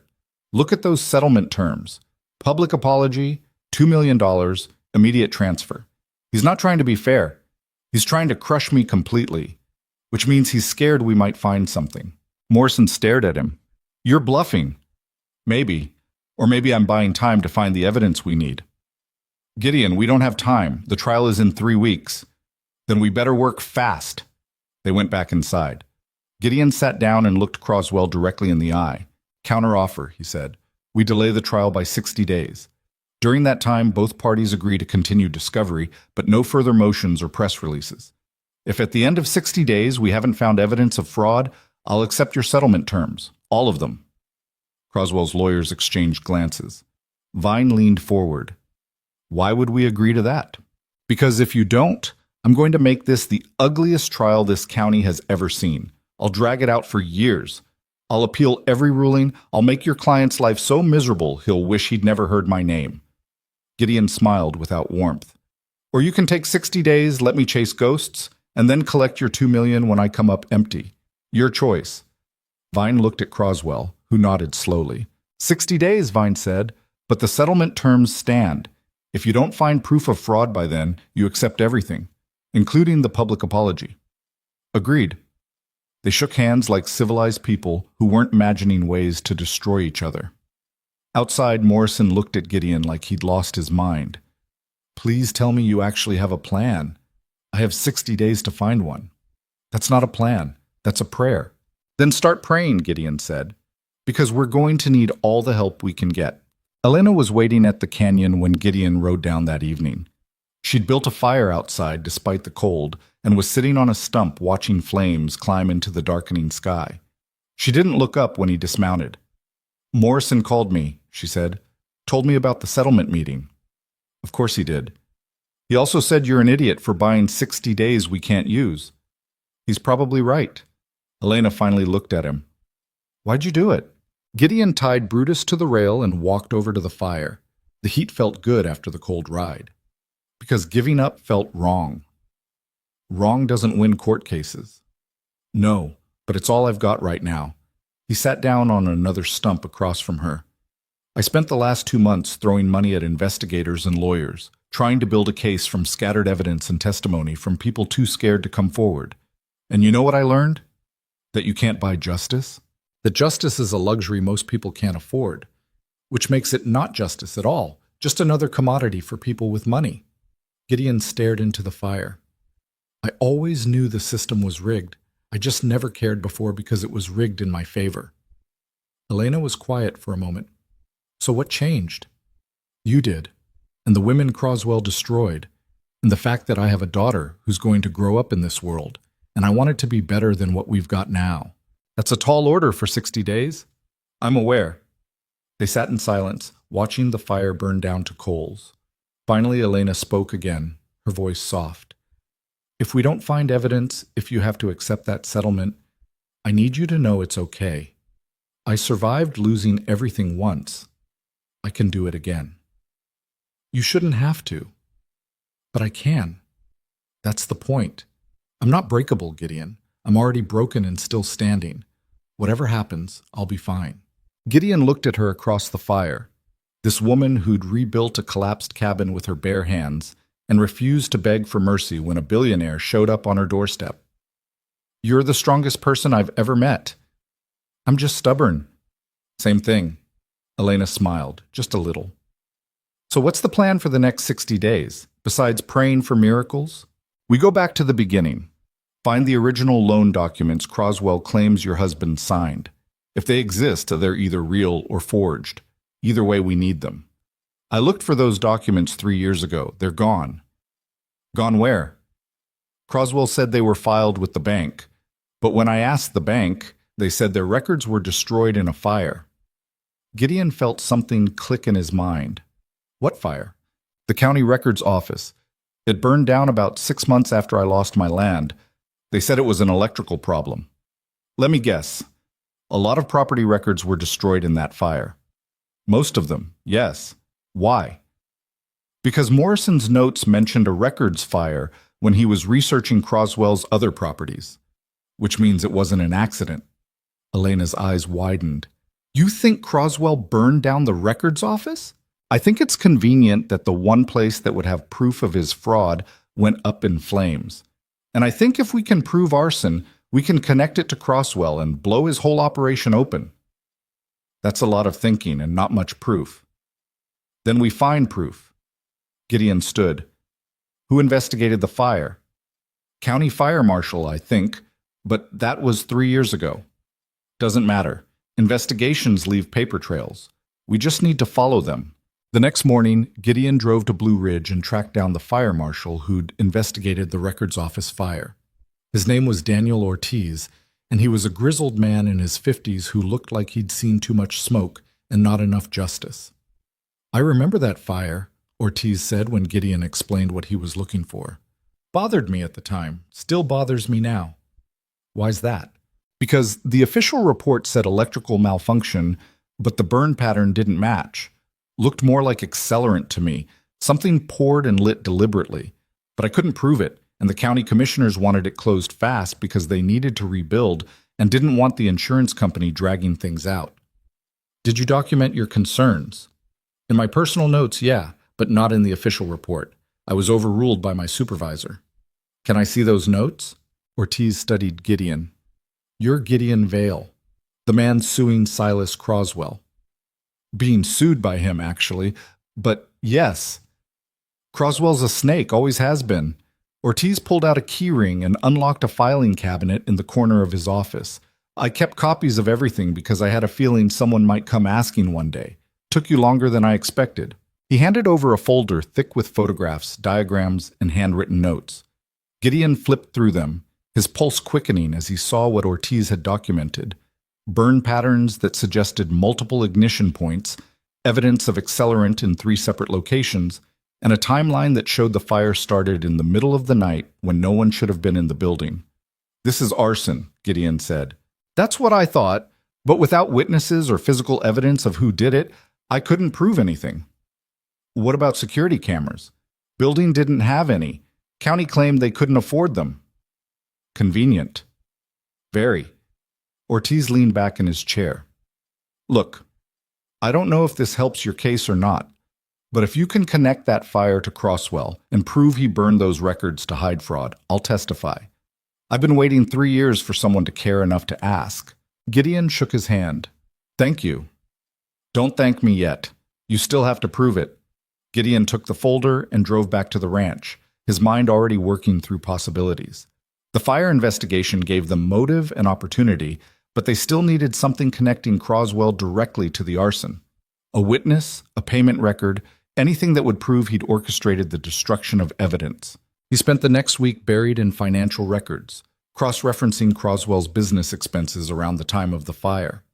Morrison assigned 2 associates to help, and they worked 18-hour days chasing paper trails that seemed to go nowhere.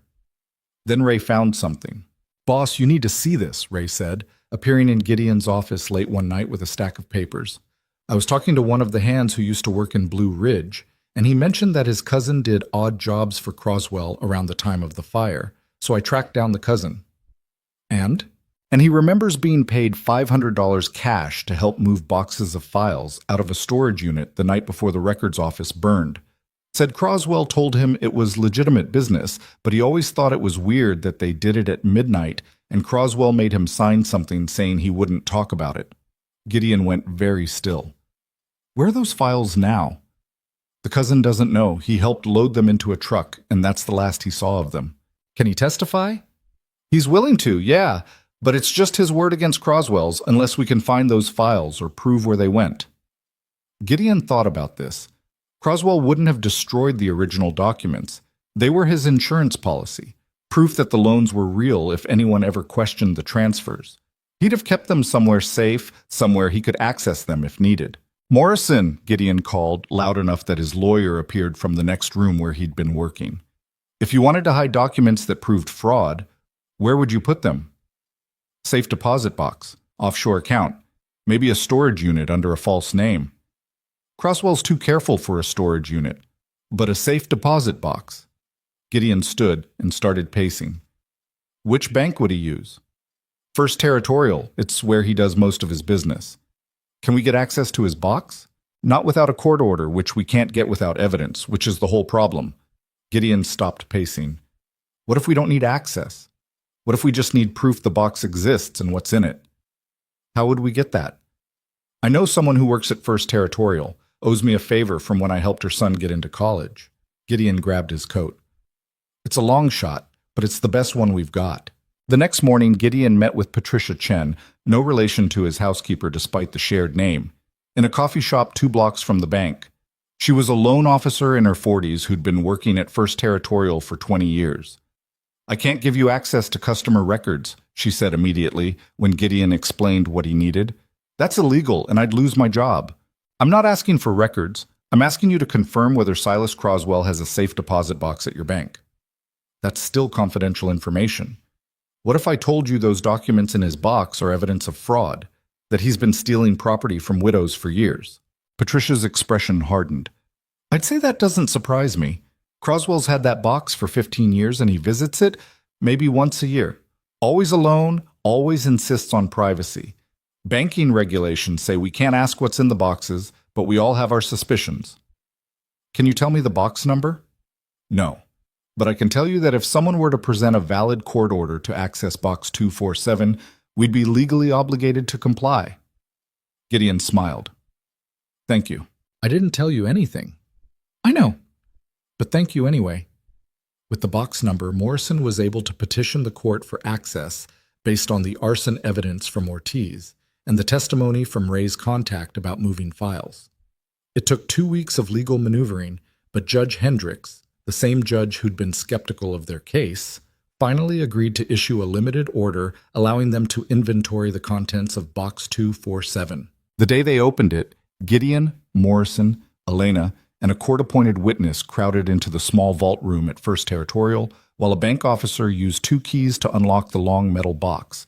Inside were documents, hundreds of them, loan agreements, property deeds, signed contracts, all the paperwork Croswell had supposedly filed with the bank, but claimed had been destroyed in the fire. Elena's hand shook as she pulled out a folder with her name on it. Inside was the loan agreement Croswell had claimed her husband signed. She read it carefully, then looked up at Gideon with tears in her eyes. "This isn't his signature," she whispered. "Look at the R in Marrow. My husband always looped it twice. This only has 1 loop." Morrison immediately called in a forensic handwriting expert. Within 3 days, they had official confirmation that the signature on Elena's loan documents was forged. Not just similar to her husband's handwriting, actually forged, probably traced from another document and altered slightly.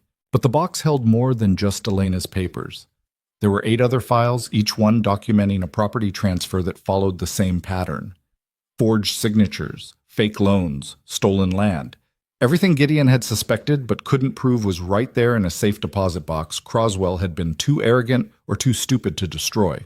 Morrison worked with prosecutors to build a criminal case. Within a week, Silas Croswell was arrested on charges of fraud, forgery, and arson. His lawyers tried to fight it, but the evidence was overwhelming. The documents in the safe deposit box proved everything. The civil lawsuit collapsed immediately. Croswell's attorneys withdrew all claims and issued a formal apology to both Gideon and Elena. The deed transfer was confirmed as legitimate, and Elena officially became the legal owner of her property again, this time with documentation that no one could challenge. But Gideon wasn't finished. He used his connections and his money to pressure the mining company that had destroyed Elena's land. Threatened lawsuits, environmental violations, and regulatory investigations until they agreed to fund a complete restoration of the property. It took 6 months of work, but they cleaned the creek, replanted trees, and even rebuilt the house that had been torn down. Not exactly as it was, but close enough that Elena cried when she saw it. Through all of this, something shifted between Gideon and Elena. They didn't talk about it directly. Neither of them was good with words when it came to feelings, but it was there in the way they looked at each other, the way their conversations lingered longer than necessary, the way Sophie started treating Elena like family without anyone officially declaring her as such. The spring thaw came late that year. When it finally arrived, Elena rode up to the main house one afternoon and found Gideon in his office, reviewing contracts like always. "I went to see the property today," she said from the doorway. Gideon looked up. "And?" "The restoration company finished last week. The house is done, the land is healing, the creek runs clear again." She stepped inside and closed the door. "It's beautiful, better than I remembered."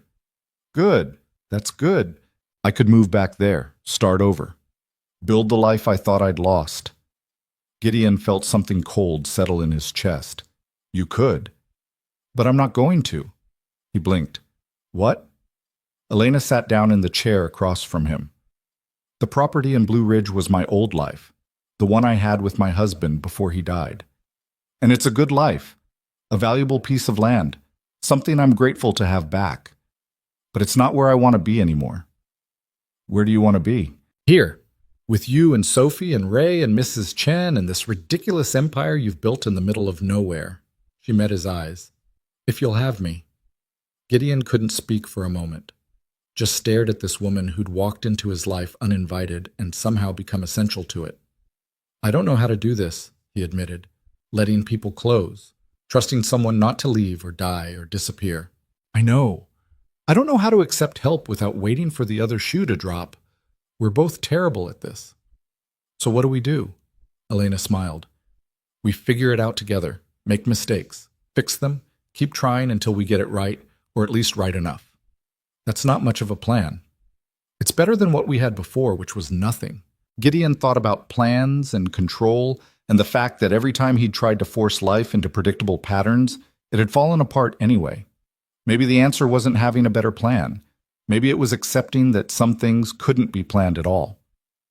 "I can't promise this will work," he said. "I'm not asking for promises. I'm asking for a chance." "Then you've got it." Elena stood and walked around the desk. She took his hand, and Gideon felt the same electric shock he'd felt the first time she'd touched him, only now it didn't scare him quite as much. "We're going to mess this up sometimes," she said. "Probably. And it's going to be hard and complicated and nothing like either of us expected. I'm counting on it." She laughed, and the sound filled something in Gideon that had been empty for 5 years.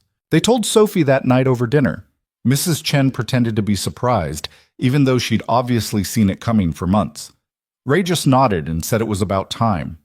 Sophie asked if this meant Elena was going to live at the ranch permanently, and when they said yes, she cheered so loud the ranch hands probably heard it in the bunkhouse. The following week, Gideon had builders start construction on a proper house for Elena, not in the canyon, but on the high ground overlooking the valley, where she could see everything from the mountains to the eastern pastures. She insisted on helping with the design, and they fought about everything from window placement to roof pitch. It was the best kind of fighting, the kind where both people cared enough to have opinions. While the house was being built, Elena officially joined the ranch operation as head of land management. She hired 2 assistants and implemented systems for tracking water sources, monitoring fence lines, and managing grazing rotation that increased efficiency by 30% in the first year. The ranch hands who'd been skeptical about taking orders from a woman learned pretty quickly that Elena knew more about land management than most of them had forgotten. Word spread through the Northern Territory that Gideon Vale had taken on Silas Croswell and won. Other people who'd been victimized by Croswell started coming forward, and Gideon quietly helped fund legal action to restore their stolen properties. He didn't make a big deal about it, didn't want publicity or recognition. Just did it because it needed doing, and he had the resources to make it happen. Croswell went to prison for 7 years. His business empire collapsed. The people he'd hurt got some measure of justice, even if it came too late for some of them. But the real change happened in smaller, quieter ways. Sophie grew closer to Elena, finding in her the mother figure she'd been missing. Mrs. Chen finally had another woman in the house to talk to. Ray stopped worrying quite so much about Gideon working himself to death. And Gideon himself discovered that letting someone into his carefully controlled world didn't destroy it. It made it bigger, messier, better. Elena's house was completed in early summer. It was a beautiful structure, all wood and stone and windows that let in light from every direction. She moved in on a Saturday, and that night Gideon rode over with Sophie to see how she was settling in. They found her on the porch, sitting in a rocking chair and watching the sunset paint the valley in shades of gold and crimson. "This is really something," Gideon said, leaning against the railing. "It is," Elena agreed. I keep expecting to wake up and find out this was all a dream." "It's not a dream. It's real. You earned it. We earned it. You fought for me when I couldn't fight for myself. You'd have figured it out eventually." "Maybe, but it would have taken a lot longer and hurt a lot more." She looked at Sophie, who was exploring the house with the enthusiasm of a child who'd been given permission to run wild. "Thank you, Gideon, for everything." "Stop thanking me. We're partners now. That means we help each other." "Is that what we are? Partners?" "Among other things." Elena smiled. "What other things?" Gideon sat down in the rocking chair next to hers. Sophie's laughter drifted out from inside the house. The sun was sinking below the mountains, and the first stars were starting to appear in the darkening sky. "I don't know," he admitted, "but I'm looking forward to finding out." They sat there as darkness fell, 2 people who'd been broken by loss and betrayal, but refused to stay broken. They'd found each other in the worst possible circumstances. A billionaire rancher who trusted no one, and a woman with nothing left to lose. And somehow, impossibly, they'd built something real from that unlikely beginning. It wasn't perfect. They still fought about stupid things and made mistakes and occasionally drove each other crazy. Elena's property in Blue Ridge sat empty for another year before she finally decided to sell it and use the money to fund a legal aid fund for victims of property fraud. Gideon continued to be terrible at expressing emotions and better at throwing money at problems than actually talking about them. Sophie grew up watching 2 adults figure out how to love each other without any instruction manual, which probably taught her more about real relationships than any fairy tale ever could. But they made it work. Day by day, choice by choice, they built a life together in the Northern Territory that was bigger and stranger and better than anything either of them had imagined possible. Years later, when people asked how they met, Elena would smile and say she'd been squatting in a canyon and Gideon had been too stubborn to throw her out. Gideon would add that she'd pointed a rifle at him, and somehow that had been the beginning instead of the end. And both of them would agree that sometimes the best things in life came from the moments when you stopped trying to control everything and just let yourself be broken and rebuilt by someone who understood what it meant to survive. The Northern Territory changed too. Slowly, quietly, it became known as a place where justice actually mattered, where people with power used it to protect the vulnerable instead of exploiting them. Not perfectly, no place ever was, but better than it had been, better than most places. And at the heart of it all was a ranch that sprawled across thousands of acres, run by a man who'd learned that strength wasn't about walls and control, and a woman who'd proven that losing everything didn't mean you were defeated. They'd both been broken. they'd both survived, and together they'd built something worth surviving for. That, in the end, was what mattered. Not the money, or the land, or the victory over Silas Croswell. Just two people who'd refused to let the world's cruelty turn them cruel, who'd fought for justice when it would have been easier to walk away, who'd chosen each other when choosing nothing would have been safer. The canyon where Elena had first rebuilt that collapsed cabin stood empty now, but Gideon kept it maintained. Sometimes he'd ride down there alone and remember the morning he'd found smoke rising from a place that should have been abandoned.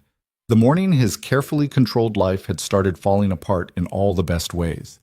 He'd tell people later that he'd saved Elena Marrow from a bad situation. But the truth was more complicated than that. They'd saved each other. And in doing so, they'd proven that sometimes the most broken people are exactly the ones strong enough to build something beautiful from the ruins.